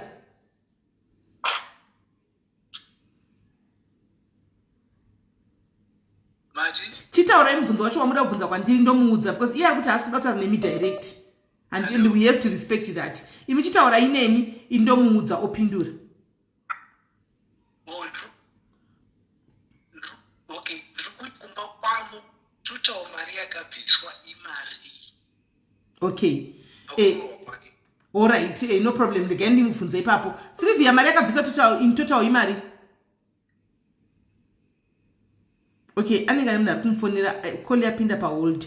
Alright, mirai. Kwima igoramba kuna testiwa HIV sezvo imanzvadziwo. Anzadzi Crispin. Andina kurambe. Makainda. Dingara inzwai. That's what Machi. Makainda. Yekunzi tinofana kuenda kundotorwa maropa. Yakatozotaurika tatobva. Tatova kufaina kuti hatichahari uyu ngaenda akadai uyu ngaenda akadai. Kwete kuti hanzi tisati hakuna zvakadaro. Alright, chirega ndibvunze Sylvia, mari yakabhadharwa total all in all mari kumusha kwenyu? Mari yakabhadharwa mari yandakamupa. Mari $500.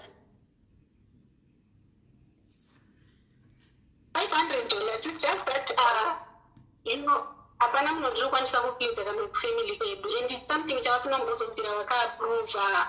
Alright, kana makabvisa kana kwakabviswa $500 kumusha kwenyu, ko mari yekuzodzokesa kukwira kudzoka kuSouth Africa mese muri 2 yakazobvepi? Mari kuti ndakazvikwidza iye vakazvikwidzawo. Akazvikwidzawo Saka imazvadzi muri kuramba kuti kwakaenda $500 muri kuti wakaenda $500 muri kuti wakaenda $900.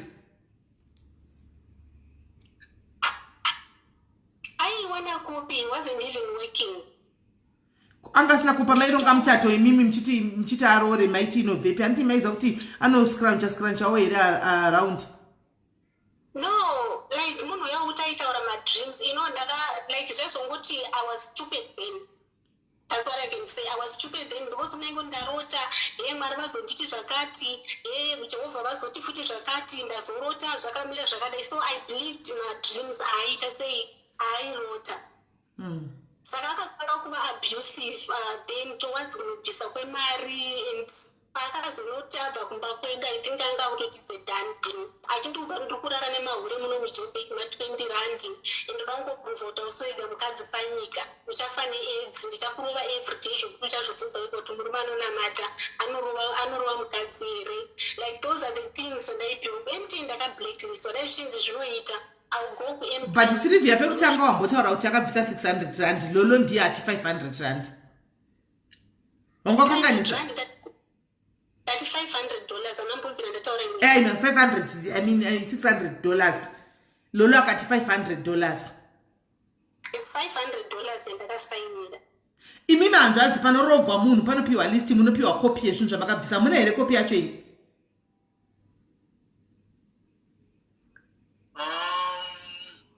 Copy yacho iri handina because when I moved on ndakazvidelete. Kumai kuzodzilitira copy yacho yamunenge mapiwa ipepa muchizoda kudhimanda mari yenyu bheki sei. Saka kana kuri kuti yaenda kukoti konzi proof inoraswa kanyaya because kunonzi makabvisa mari uyu woti ndakazvibvisira ini $500 imi moti ndakabvisa $900 $500 yanga iri yangu $400 ndo yanga iri yake imi $100 ndo yatakabvisa tichidzoka kukwirisa kudzoka bheki. Saka pano izvo chipepa chandakarogwa ini makore akawanda stereki akapfuura chipepa icho chakatochembera mari yenyu kato iripo yakanyoka munotoseka chirimo tinacho isu chipepa ichocho tinacho isu yeroora imi morasha muchida kuzoklema mari yenyu futi. Inini I can get proof kana zviri zvokunzi mari I can get proof because I'm still in touch nevanhu vachona vakandipa mari, so that proof I can get it. And pandakamuramba SIS MELLY pandakaenda kumba ndinotaura nefamily because ndinobva kufamily and ndinoarespecta because ndinobva kufamily. He actually doesn't read, that's why he's doing all of this. Pandakaenda kumba I called vanhu vakauya navo kumba kwedu. I explained the issue iripo and ndikavakumbira kuti vauye kumba so that ndinotaura pamberi pevabereki vangu zviri kuitika varipo kuti sei ndisina kuzoti tipfuurire mberi. They all refused.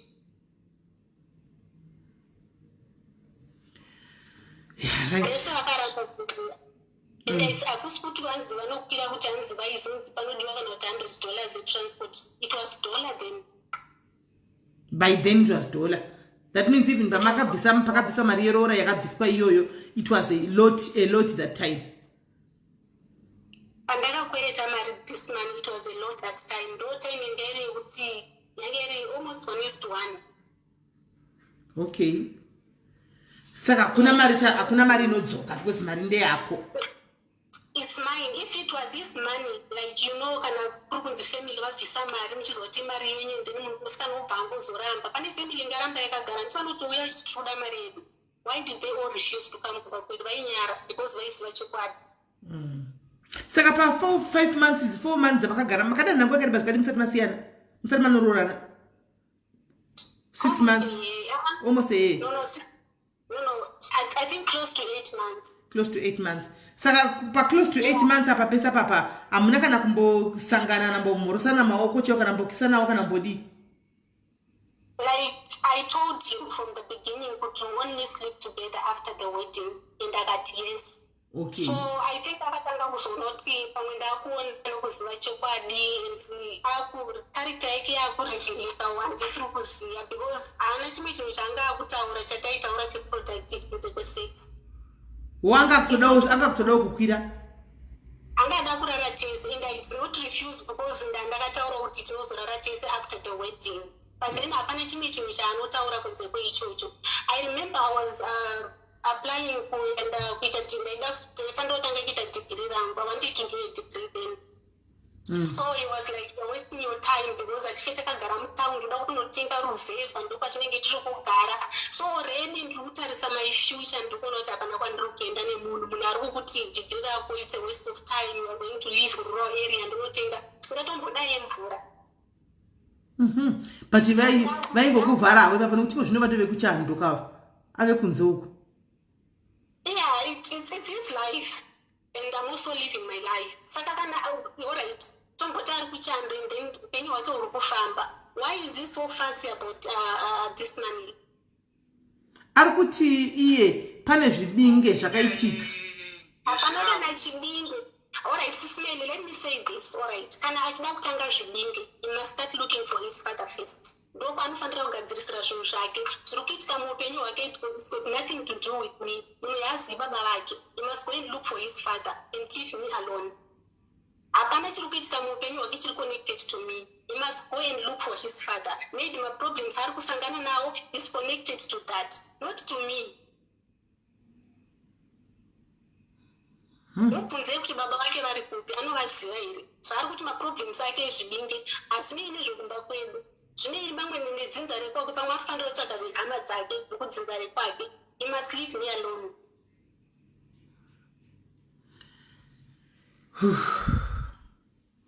Nah.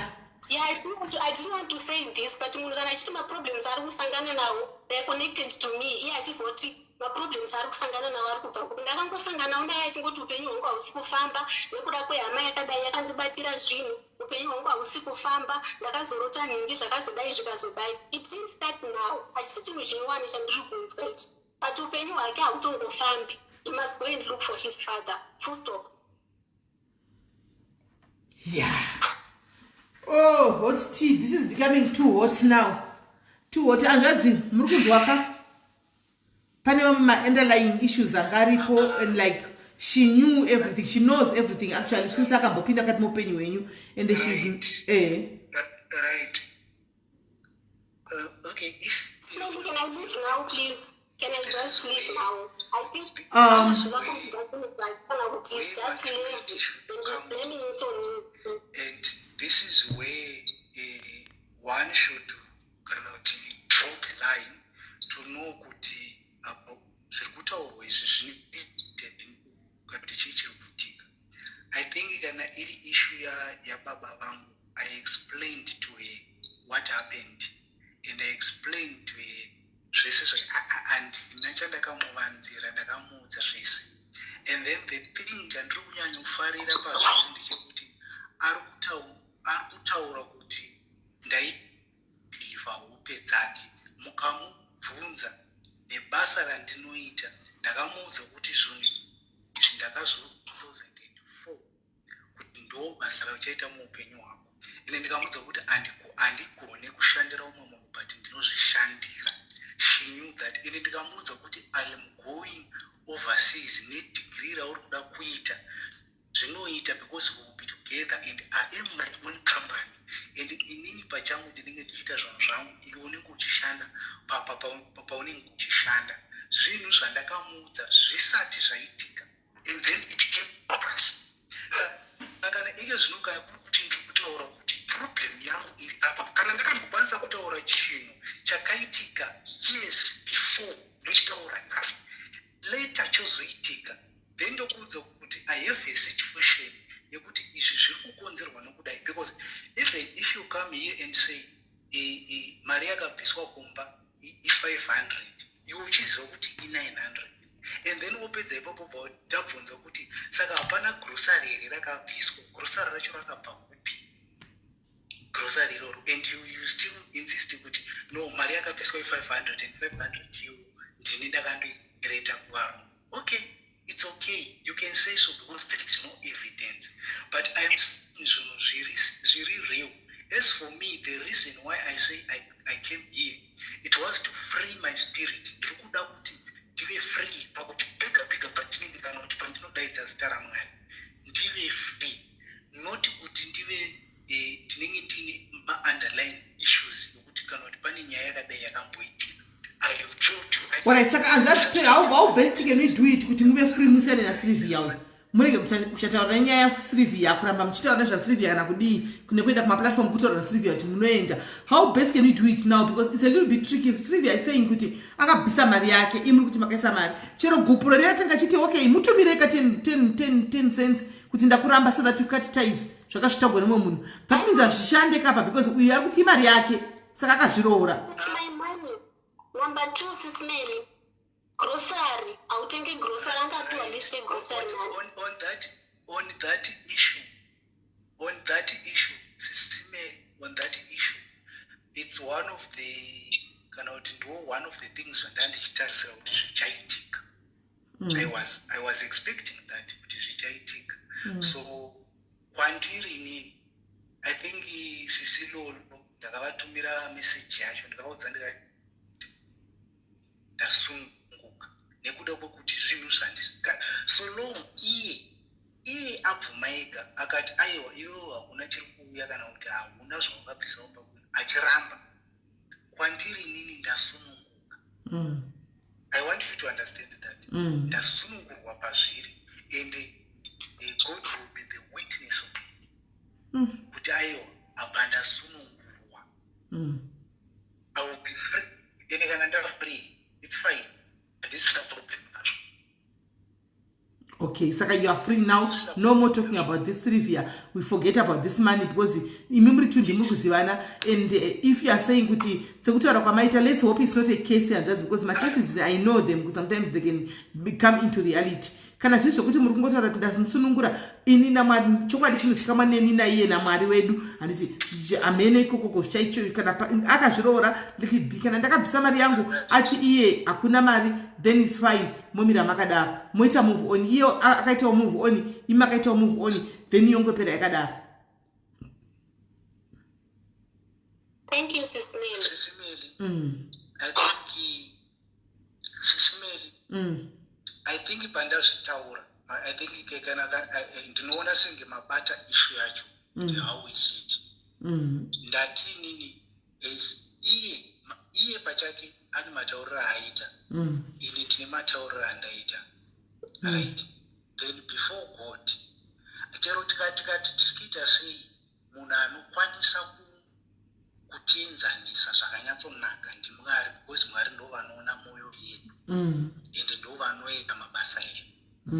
That's why makanzwa chiro pandaitaura nemi kuseri SIS MELLY ndakataura ndikati I want to be free before God because issue iri kuramba ichidzoka mandiri. I want it to be free. I want to be free. Saka mari ndo vanodira mabasa edu ndo vanoona mabasa edu. Tinganyeperana zvimwe zvese zvekuti kana kuti haana zvakadai ndindati nekati ndiyanga ane kati aiwa but one thing is for two mwari ndo vanoona. Saka pamukunzwa ndichiti nini kana kuri kuti zvirango izvi kuri kunzi hapana chakaitika kana kuti she is implying to say there is nothing that happened. If it is so chiri chokwadi will be seen nokufamba kwenguva. Asi kusaidi kwangu inini ndinenge ndasununguka. Ndozvandandikutsvaka. Ndakati singatsvaki zvakawanda. But ndaifunga kuti maybe nokudzosa mari yandakandobvisa seroora. It will cut ties. But nekuda kwokuti iye ari kuti hapana mari yakabviswa. It's okay. It will be okay.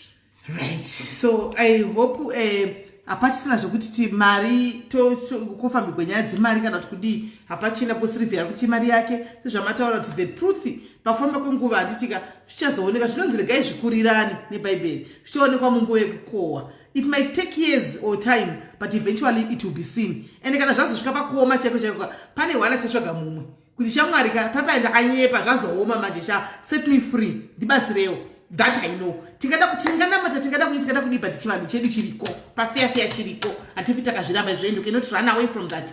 We are Christians, yes, but chivanhu chiriko. So I just hope kuti zvinongoperawo pano saizvozvizvi umongoenda akadai wasunungurwawo Sylvia tomusunungurawo oitawo move on upenyu hwake since she's in a serious relationship. Imiwo makato move on upenyu hwenyu mukarorawo moitawo zvelife yenyu pamberi apo tozoona kuti zvichafamba sei. Handiti maona one day zvinozongoti boom. Handiti maona be it kuti ndikwa Sylvia kana zvanyanya kunetsa Sylvia will come back even akuzi atove nenhamba dzangu achadzoka pano kuti SIS MELLY chegore riya ndibata ndidzeona nagiribetu yandida kudi ndoda kuti nditaure naye paya ndakanyepa zvichazongobuda kana ndisisi pameno lolo aripo achazinga kudi akumira asi zvane nhamba dzalolo vave mafriends kana kuti imimi hazvadzi rimwe gore ndadzoka muti SIS MELLY radzoka paya ndakazoendorera kuti zvaoma kunoku. Always there's a way of these things coming out, you know. Ameno zvazvinongoita so animaona. Saka anyway, let's hope kuti hapana chiripo. Sylvia, thank you very much for coming here and saying your side of the story. I hope right now you be able to move on. Zvakanaka sei hanzvadzi promise kuti he's not gonna mention your name again. He's not gonna say anything that concerns this story. Taitaura anditi. After some years taitaura closure yacho yavanga vachida vaiwana zvavanga vachida vazviwana handitika voitawo life yavo iwe woita life yako. I have already moved on and looking at it's something chakatombo, you know, financially unenge watombo kanganiswa because you are seeing all squarity and you're paying squarity. I'm blacklisted, this and that. But chokadi mara vanochiziva ndinoita ndinovhunduka kana kutya ndinoziva ndinoita ndinosangana nacho. I've done everything properly. You know, kana ndandichinzi mari yemunhu ndasingamboiti magazi kuvafonera kuti ndaikumba. I did that because I knew kuti handakana chikwereti. He told them not to come kumba kwedu. They all refused. I called them ndainyatsokuita zvese zvinofanira keep. And then there was what, no, I cannot be tied to them. And then I ended up sitting down in family because ndobva family yekuti vanotida vanokunzwisiswawo hapana munhu angarera mwana wake kuti anofira mberi. Ko ini panyaya madocuments apari kundinetsa apa madocuments vakahoenda seko kuchando kuva sina madocuments buta Madocuments echi ekuti vafambe passport anga ainayo changa asina permit so account anga asingakwanisi kuvhura because saka vakazoenda sei kudiaspora vamwenda kubva muno mune permit iyoyo. I told you takaparadzana almost 8 years ago so handisiri kuziva what happened between 8 years anambozogera ndakateerera kuti zviri kuitika zvii kana mumbomenjina zita rake anyway. I never did that. Alright. Aitoya kuti ndaitotaura nevanhu muchechi kwedu like hanzi akandinyepera kuti mhandara ndikarara naye ndikaona asiri mhandara ndikamuramba so he tried to use my different platforms but I never gave him attention. So I was surprised, you know, there's this story that iri kutaurwa ndakatanga kunzwa na Lorraine. So I was surprised, what? This thing happened almost 8 years ago and pane munhu achiri kufunga nezve 8 years ago. I don't even remember 8 years ago ndaitya kana kuti ndaiteke. So I was surprised because pane munhu achiri kurarama 8 years ago. Matiya ndoda kubvunza how did I tarnish your name naye Sylvia? Manzi makati makarara naye mimi kwana asiri virgin notanga kuzati virgin. Ndakarara naye kupi rini ende ndiani wandakaudza izvozvo? Hanzi kuchechi kwenyuko. Nokuti imi muri kunzi makatanisha zita rake imi mambotaurawo kuti musikana yakatanisha zita renyu achiti akanokanda mugrupu ramakasangana reinternational rekuchechi akanokanda achiti ex wangu kusatani ari pano mukazokanda picha yenyu mukati ndini satani ari kurehwa saka akatanisha umwe apa ndiani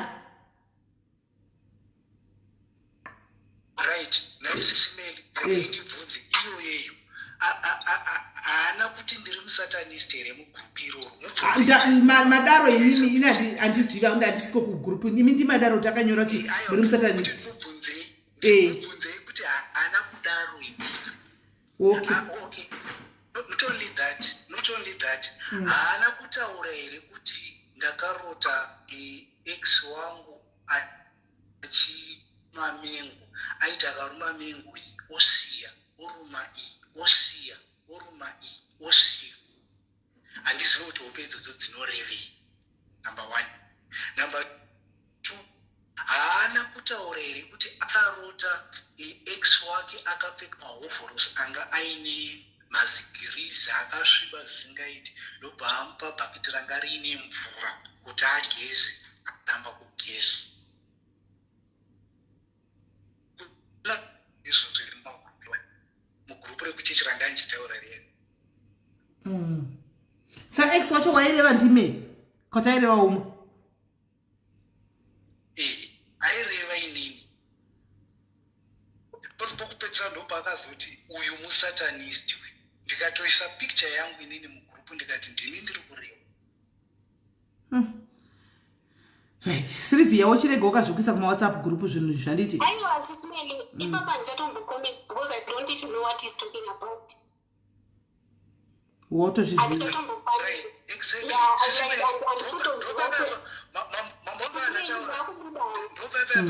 alright Sylvia waita hapo kana that's his life ndopa anongo like that's how he is like ndo mazira anongomuita iwaye saka ndopa ndangu unongozodecide watongonoti handina kwandiri kuenda ndo zvacho like panatongotoga kupimela izvi platform achekodaro handikwaniti so I have moved on create nyaya yekungoti ndinotaura kuti uyu akataura kuti chakati uyu akataura kuti chakati so I can just create nyaya yongotaura ngokuti no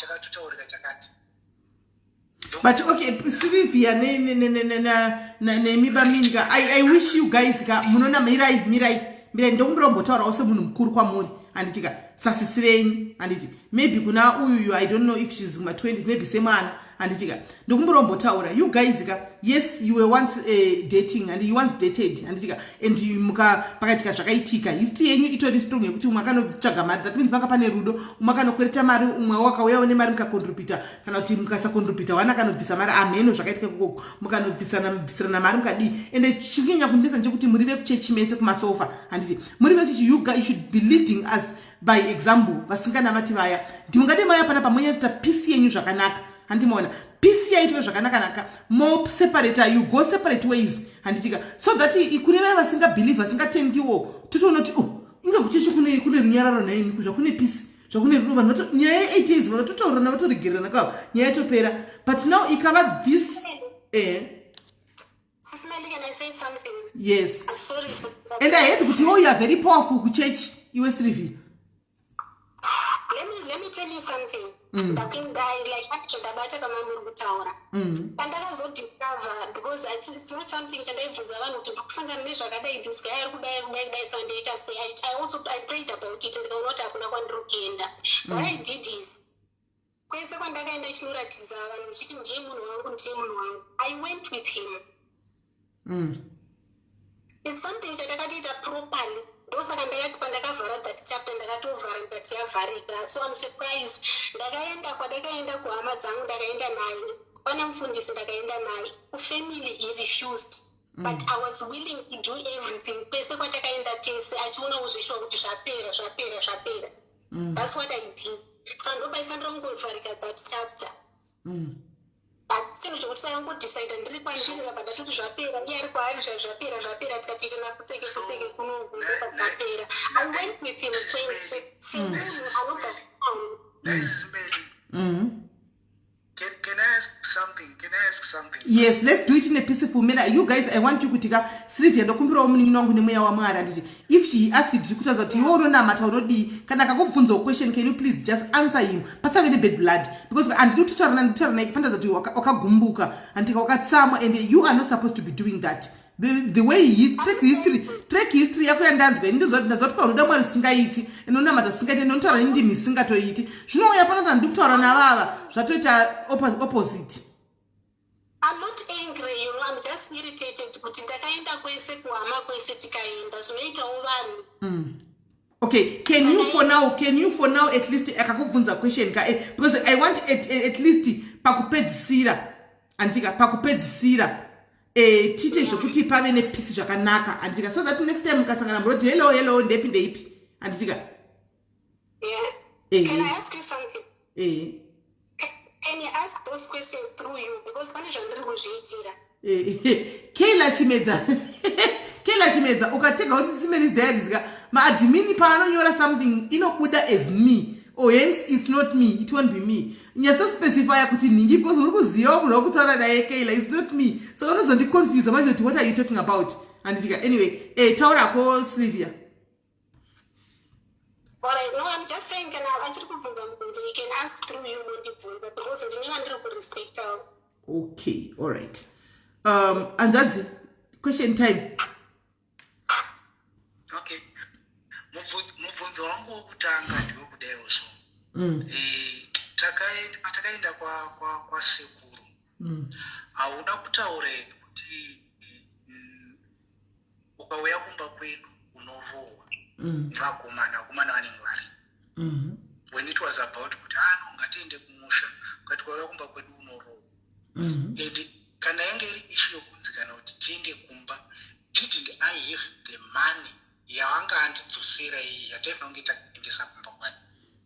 Yanga ndisina mari yebhazi yekuti ndaingokwira toenda tondogadzirisa stress, but nekuda kwokuti haana kutaura here kuti ukauya kumba kwedu unorohwa kana ukataura zvemari.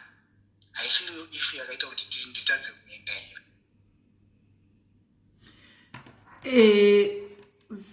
Sylvia iyo, but ndoda kubvunzawo hanzvadzi papapa. Sylvia haana kudaro here kuti mukauya kumba kwedu munogona kurohwa nenyaya yenhau yekuti yakanga atoudza hama dzake kuti mari ndeyangu yandakavapa, saka akatokutipe kuti mukauya vanhu vakuzviziva kuti mari ndeyangu yandakabvisa, saka munogona kurohwa. Handisi kuziva kuti ndizvo here izengata haisiriyo, but ndiringofunga. Sylvia, hanzi sei wakati ndinogona kurohwa kana pandaida kuya kuzotora mari yangu?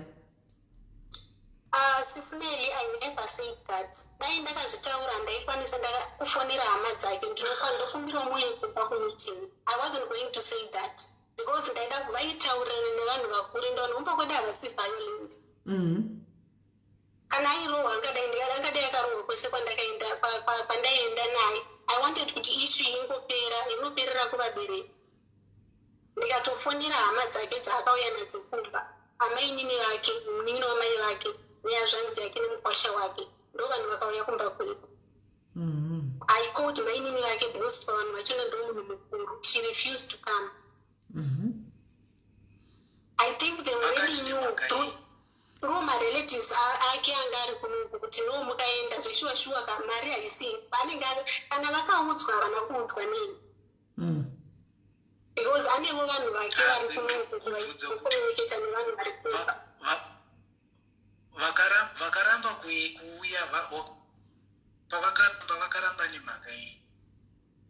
Hanzi pavakaramba kuuya nemhaka iyi. Handizivi reason yavakaramba kuti vakarambirei, but reason yavakangondiudza vakanditi hanzi nondiri kubasa. That's what she told me. Of which kana vava vari kubasa vaiti my representative. Ndo zvandinoziva pachivanhu chedu. Right. Mapindura mukoma Crispin. Alright. Anoziva here kuti ndakaudza even munyaya kuti munyaya ngaauye. Munyaya akati handikwanisi kuuya because kuti hapana chaari kundopiwa. Because yanga ataura kuti hapana chamunopiwa. And kana kuri kuti reason yanga yapiwa yekunzi hapana chamunopiwa yange iri nyaya yemafoni. Kunzi pane mafoni ausisazobhadhari kana taseparate. Saka mari iyoyo handisi kuzokupa. not true. Chakaita kuti ndisabuda. Kunzi handikupe mari nokuti pane mafoni ausingazobhadhari saka ndosara ndichabhadhara. Okay. And sekuru Pretoria ndobva vataura vakati kana paine mari dzamunofanira kuwekerana wekeranai. Havana kudaro here se. Hanzi hapana here sekuru vakadaro kuti kana paine mari wekeranai plus iwo wakati mari hatingadzosi because pane mafoni anoda kubhadhara sezvawataura pakutanga papasilivia kuti kwaive nemafoni aida kubhadhara handitika akanga ndataura necontract saka ndichasara ndichibhadhara nemari iyoyo. My uncle mentioned that because vanga vasiri kuziva kuti mari ndeyangu. Mafoni ari kunzi mafoni zviri kuita zvisota nachinzi mafoni acho mangani. I only ndakaita contract phone one yake. Remember the Nokia C something. Akanditi yamiwa. I never paid for that one because I'm talking about 4 months. Ndakatora phone iyo muna July. Mafoni ekuna na MTN ma 24 months contract. Saka ndisiri kuzoti stone yakuti akabhadhara. Let me finish. Nai Sirivia ndokumbirawo kukubvunza kana wakatora foni 4 months indakaita 1 year ndichibhadhara wakazotora foni kechi yechi2 after 1 yacho yalapsa ndapedza kuibhadhara yangu inini ichirana iri pacontract yechi2 yacho ndo yakazosara pawakazoti iyi iri kusara iyi kozi ndicharamba ndichibhadhara saka mari yacho handisi kukupa dzaiva 4 months here. Anzi ndizvo but anyway nyaya iyi tikuramba chingodzokera kumashure kuona kwandiri kuita inini tikuramba chingodzokera kumashure kwenyaya iyi nyaya iripo guys. Alright mira chinzo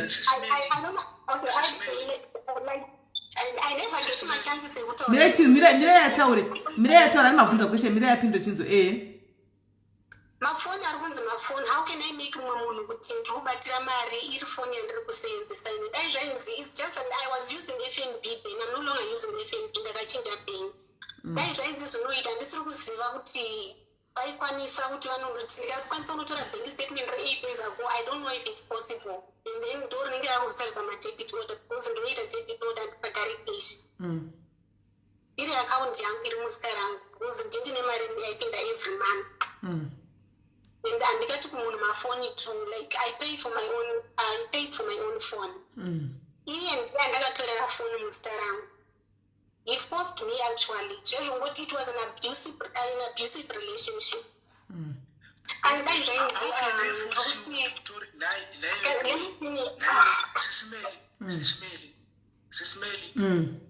Sismeli. I think ndiri kuita kakunyararira ndichishandisirwa zita kana ndichitaurwa manames.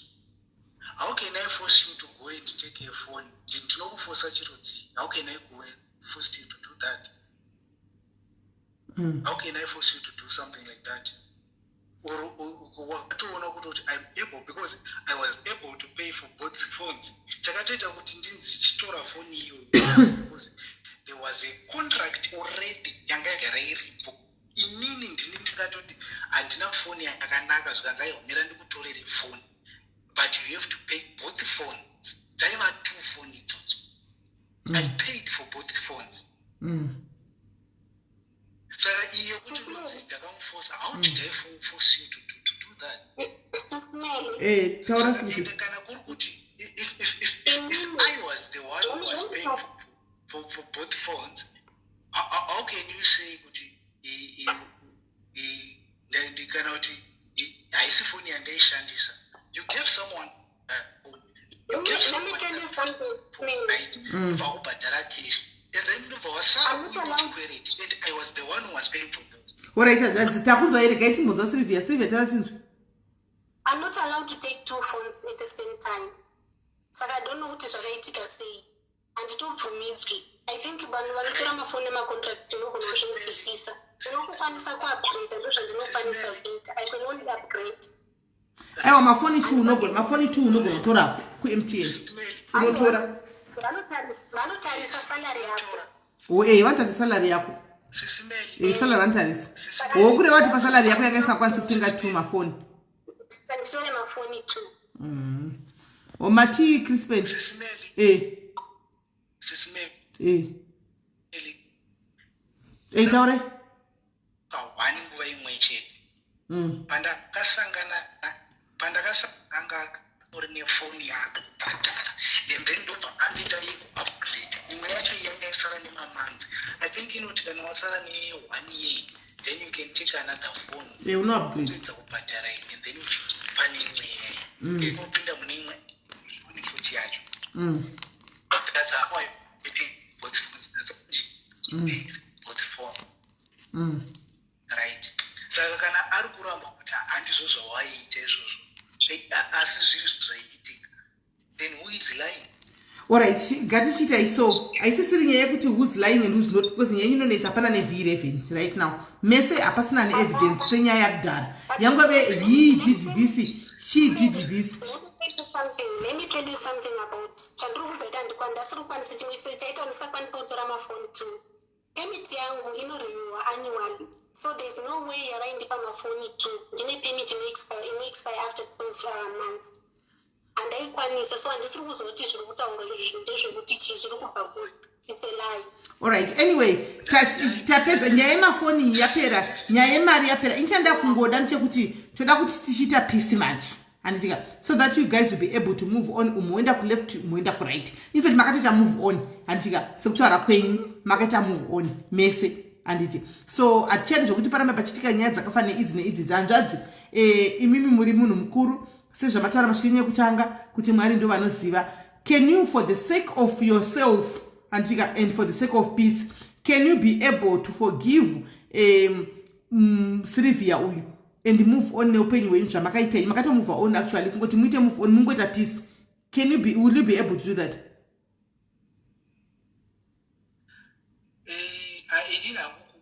Kutaura chokwadi pandakanzi ndimuregerere ndakamuregerera, pandakanzi kuti ndimuregerere ndakamuregerera. That's why chero pandatanga kutaura ndataura kuti ane kanhu kanga kari kumboramba kachidzoka mandiri, kakanhu ikako. Nhasi mataura naye kanhu kaya, nhasi manzwa voice rake Sylvia, kanhu kaya haipingi kachadisappear chete.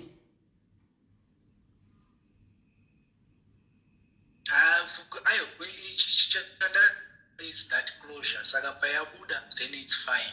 Kwandiri nini whatever that's going to come cannot shaitika and this ninazo. Asima kwa mamuregerera maiwana ka closure mamuregerera maiwana ka closure. My conscience is now free. Sure irandad. It is free. Sure. Right. SIS MELLY. Ndogara ndichitaura kuti kana tichinamata tinofanira kunamata mweya nemuzvokwadi. Amen. Hallelujah. Saka that's one of the reasons why manzwa ndati I have to say peace kitira kuti munamate mweya nemuzvokwadi endizvozvo. Side rangu ndinyatsokuva kuziva kuti handisisina chimwe chinhu chandinozviti nacho. Ndoziva kuti chero pamberi paMwari ndinotaura kuti ini nangu handina chandinacho kana kuti chakati handisisina.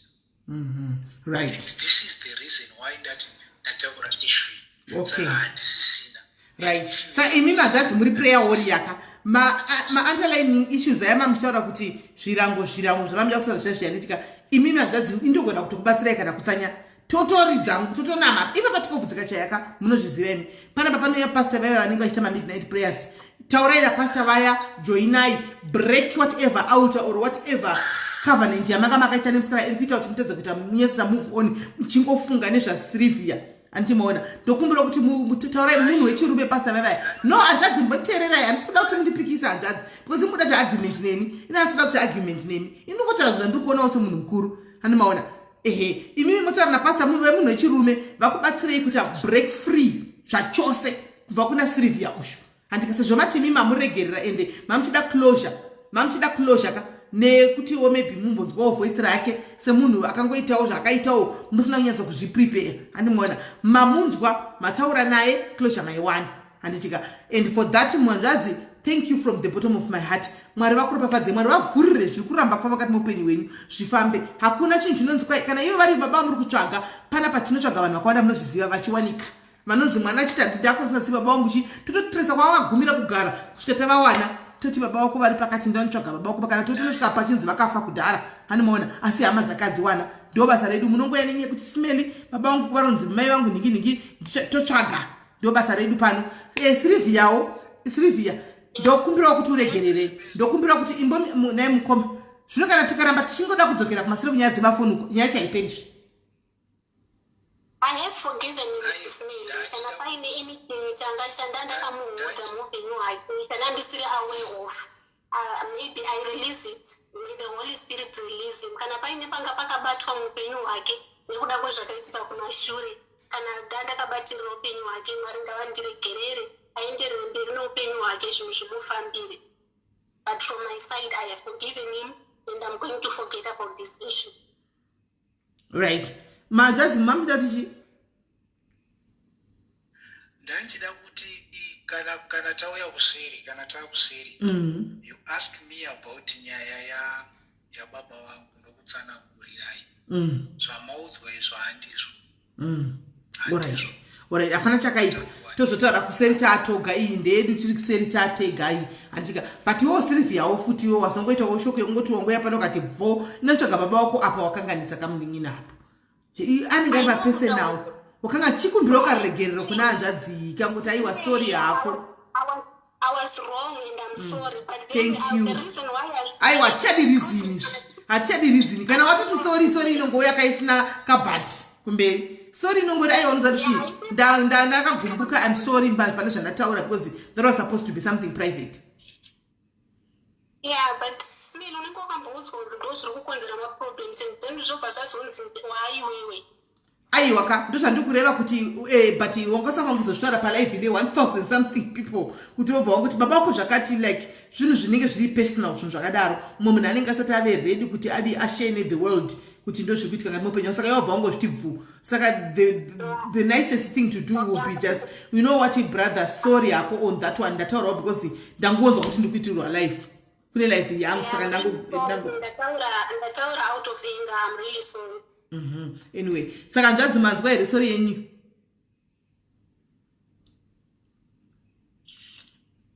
Inini zvangu I told you as I have told you handina chandinobatira pari handina and I am happy kuti ari kutotaura kuti ataura out of anger ndo zvazvidi bataura chona out of anger ndizvozvo kwandiri inini handamachuwa kupfuura pastage iyoyo yokuti akataura nobva kuti ndozvi ende lolo futi ndikakuya uchiti sorry kuna Budhava because lolo waya ukauya nemablazing guns pana pakaine pfuti dzako uchivhurira Budhava uchiti muri kunyepa maV11 ndamaona ofucha hamuna maV11 amaona ende 2 nyaya iyi kai so far inini chaiche ndatezanya kuti chokwadi chiri kuside ripi nemadziside ripi because he said this, she said this. Nyaya chingori he, she. Chokwadi chechecho hapana munhu kuchiziva. Chokwadi vari tivo ndovanyatsochiziva pafair. Saka imimi makakurumidza kuti pamanotaurawo nemunin'ina wenyu kulolo ukabva wakurumidza kumhanyana zvakuti ndizvo Budhava kunyepa. So lolo you owe this brother another diary wedu an apology because ivo two kana vaitana sorry vakaregerana zvokuti hapana chotaura nezvoumwe nhasi. Lolo you need to do that. Une namba dzamukoma ushu. Zamukoma ava unadzo just call him you know brother ndauya ne blazing guns ndichikudira ichi okay hands don't worry you and I will talk all right. Saka lolo atachenda kuna hanzvadzava vonotaurirana because chokwadi pane nyaya iyi yangosara iri pending.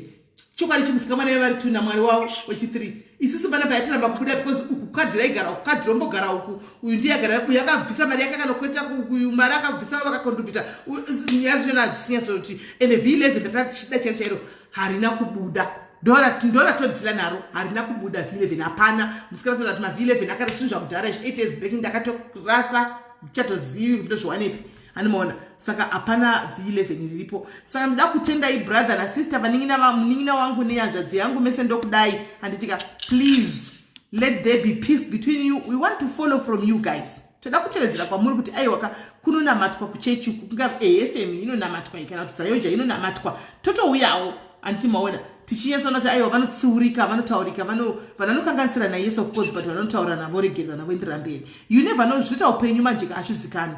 Mangwana munosangana pakona animaona pekuti hapana mwana anogona kubatsira mufunga kutobatsira muri 2 animaona moiginowana here just because pakamboitika zvakaitika kana tototi geiona mumwe achidonha achita pfari murodhumu womusiya here because pane zvakamboitika azviite kudaro. Life upenyu ivhiri rinotenderera mangwana gumbo mutsvairo chaichairo hauzoti rinomuka riri papi. Saka kungoita pisa izvi zvamaita zvakanaka hanzvadzi mave kuchando work hard and pray kuti Mwari vakuzarurirei zvamuri kuda nemwoyo wenyu whatever the devil, whatever spirit that is binding your things zvisamove in a direction that you want, we rebuke it in the name of Jesus. Tinotoramba mweya iwoyo kuti ngausuduruke ngaubve.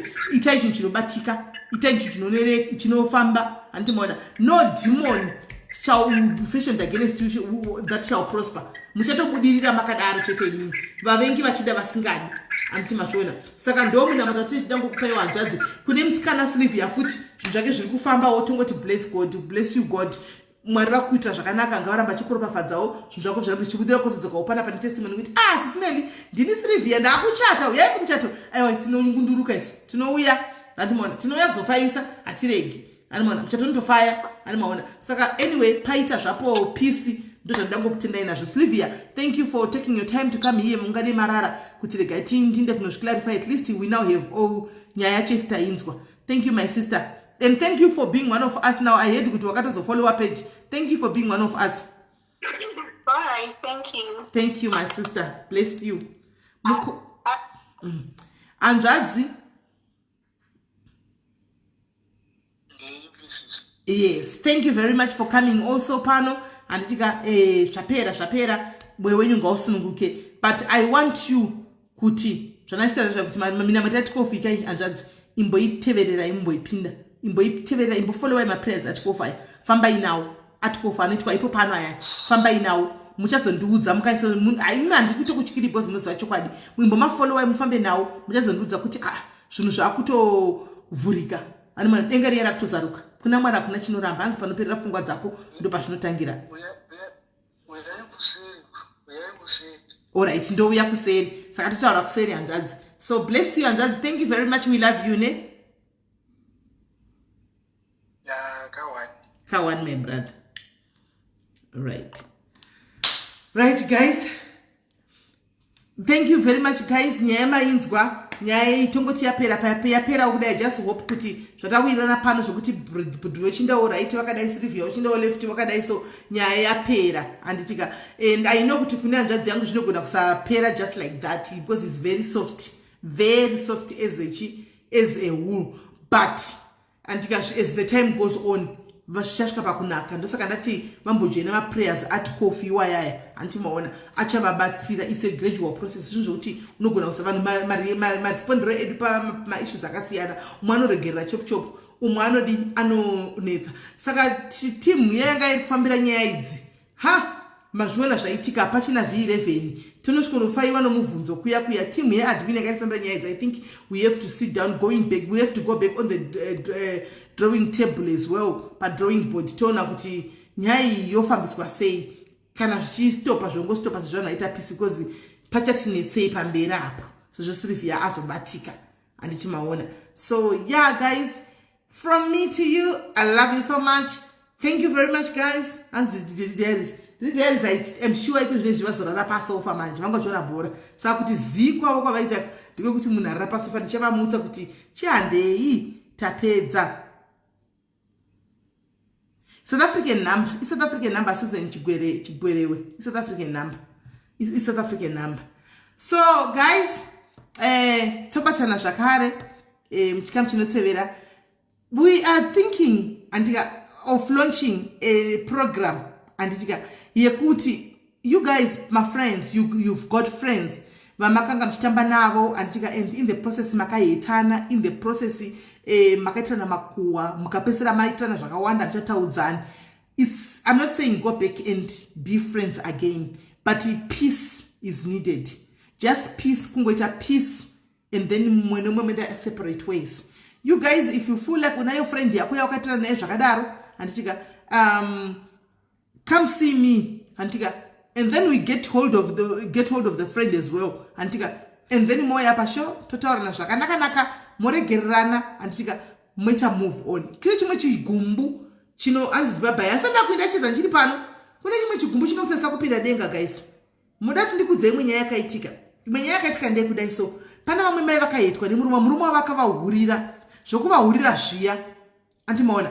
Avahurira kudaro murume wavo mai vakasvika pakuneta. Murume wavo vakasvika pakuva pachirwere. Muri kunzwa. Avo pachirwere mai vakaro kune vakadzi ndatoda tinoita zvakasiyana. Mai vakarwadziwa pavakaziva kuti vapuwa chirwere vakarwadziwa kusvikira pasi pemwoyo vakati murume handifi ndakamuregerera. Andika handifi ndakamuregerera. Andimazviona handifi. Mai vavaya nekutsamuka vakaita one day vachibuda mumba vaifamba vachinamata neshungu vachifamba vachinamata neshungu ndobva varohwa nenhingikiri varohwa neuyu nemotikari murodhi vachifamba. Anomaona ndobva vaitogara pauche. Anomaona zvokutogara pauche neshungu dzavaive nadzo zvangwatikwa musi wavafind out maresults avo iwayo antimane kuti vanga vapiwa chirwere. Muri kunzwa mai vave vakatambura kuenda kumahospitals kumaphysiotherapist kupi vachinzi vabatsirika nevafambi vairamba kufamba. Antimaona zvairamba kuti vafambe mai vaya makore vagere pauche pati vanga vane bundu remurume uyu pamurume uye vakazongogarira kuti zvandave pauche pati vanga vakangobatira chigumbu zvazvokuti vakugarira under one roof vana vakwata nemwe rumu mwanzati vakazoita crusade imwe yakaitwa. Anomaona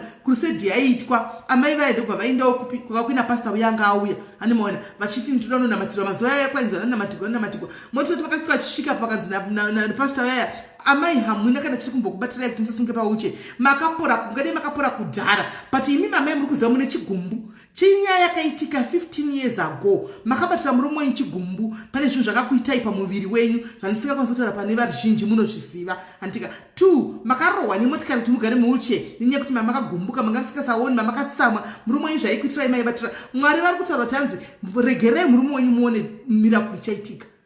Mai vakapika vakati handiregereri pamberi pevanhu handiregereri murume uyu kana chinzi ndinofa ndinotofa kupinda muguva handifi ndakaregera zvaakandita pastor hazviti. Pastor vakati hamusati makuda ruponeso rwenyu kana makuda healing yenyu cheko mucharegera munhu uyu. Handina kuti indai munoregera zvokuti muchanokisana muite murume nemukadzi zvakare but ndiri kuti let go of the pain and anger that is within you muchiona zvichakuitirai Mwari. Anomaona mai vaya vamwe vachibatsirwa vachitoma mberi mai vaya zvairamba kugara muwheelchair. Anomaona ndipo vakakaita machechi akawanda vakashanyira vachingodzwa the same thing kusvika mai vaya vazoti ndobva vagara pasi vakazvidza vega pachavo kuti now I think it's the time for me to let go. Handi munoziva kuti musi wavakaregerera wakati kune murume Mwari ndaregerera murume uyu today ndazvisunungura vakasimuka vakafamba. As we are speaking right now mai vaya vari kufamba ende vatove mamene vanoparidza vanonzi machima elders madikoni ekuparidzai maevangelist mai vaya. Anomaona vakatozoregera murume wavo vakatozosimuka vakafamba havana kuzombona matirwa havana kuzombobewa jekiseni kana kuenda kwafizio musi vakaregera mangwana vakasimuka vachidza makumbo ava ine power. Anomaona vakati makumbo angu asiyana nasikochi chiri kuitika vari pauche ndokubva vatodaiso makumbo ava angachinzi akaoma vaya wanike zvigumwe zvakutotamba kwakutoti gandisunge kudaiso wanike vakutosimuka. Saka sometimes there is power in forgiveness. There's power in forgiveness. Mugare makazviziva izvo guys. Kandogara ndizati kana uchita forgiveness it's not for kundoda kumuregerera kuti zvindibve. Forgiveness is for your own good iwe pachako. It's for your own good iwewe pachako. Paunofamba you feel lighter kuti but at least andina things like that. Saka guys zvinhu zvanangoti mungokudza kuti iyo forgiveness iyo yakatokosha. Andimaona yakatokosha. Yes, you might not forget, true kanyi. Andika you might not forget but you forgive or no forgive. But kuti kuzvikangana zvinhu zvakaitirwa zvinonetsa. Uzvikangana zvakaitirwa zvinonetsa but unenge wakaregerera zvakakasununguka but chingozati gore rakati kwakamboitika zvakati. Andimaona. Saka guys forgiveness is necessary in our lives. Let's forgive. Andika vakatadzira nesuwo vatakatadzirawo motiregererawo. Andika kwete kuregera kumuromo ndakuregerera mangwa tosangana uchitaura futi wakanditadzira paya kana wati wakundiregera chindiregerera une moyo wose. Anditika toita hedu move on inopenyu handina kuti ngatite bhadhi aiwa iwo tamba yako wakadai notamba yangu tikangosangana shande ipi mucomment section iwo wave kuno ndokwatave kunoku zvichingodaro zvinonakidza. Just that peace. Anditimaona just that peace. So you are there une friend yako kana kuti nasisi vako une munin'ina wako makadhilibula shana. Andika hambusi kutaudzana kuti muri kutatira maplastic smiles nenyaya dzemakuhwa nenyaya dzekutorana varume nenyaya dzekuita sei. Anditika regereranai. If you feel like kuti you want us to reach out to that, tine admin team yakamirira izvozvo, handika variko vanhu vakuru kunze you come to us moya pakangotanga 1 muchadzidzisa vamwe kuti kuregerera kuriko. Mukangotanga muri 1 people to 2 people vanouya vamwe vakona kuti it's possible, muchiona vamwe vachitanga kuuyawo because tese apa pana asina munhu anoda kuti andiregerera. Hapana, munhu wese tinotori navo chaiwo mumafamily vazere, kumafriends uku vazere, anti mazviona chete. So unongozondibata kuWhatsApp antika tongotaura. So guys, morara zvakanaka, tosangana zvakare munguva inotevera. Oh, Friday antika Friday confession day, forgive antika confession day. You want to feel like you want to confess, tisangozita pabe kuti bvunga wafunga kuti pakufona papa makuza achakwanisa kuti titore makuza okupira 3 zve zvakanaka. Takauya edu nemagest edu kana 2 kana 3 vanongo yachi indoda kukonfe tigare chingoza kuti vamwe pavachazati kuti aiwa muchapinda next week, this week kwapinda ava 3 ava wogara wandibata kuti nini ndikuda kuya kuzita confession nation Friday kutongoza kuti tine 3 vanhu vedu, vamwe vese tozovaonawo next week zvichimwenda zvakanaka because takatongoza kuti Friday idare izvozvo unless kwauya chi vedating handimaona ndo patinozopanana difference time yekuti michita nguva dzakati tizopinda nguva dzakati. Ivo vedating ndivo vanalolava ndo vari kuside rekunyenga handitika. So guys, maita yenyu marara zvakanaka handitika. God bless you. Musakangana kutenga Maheu guys, musakangana kutora phone number dzeMaheu. Page Rufara page tomorrow. I'm not sure. I'll see nchaona kuti inenge yamukasa schedule yacho handitika. So Maheu musakangana kupinda munoda Maheu yenyu mute itai distributor guys.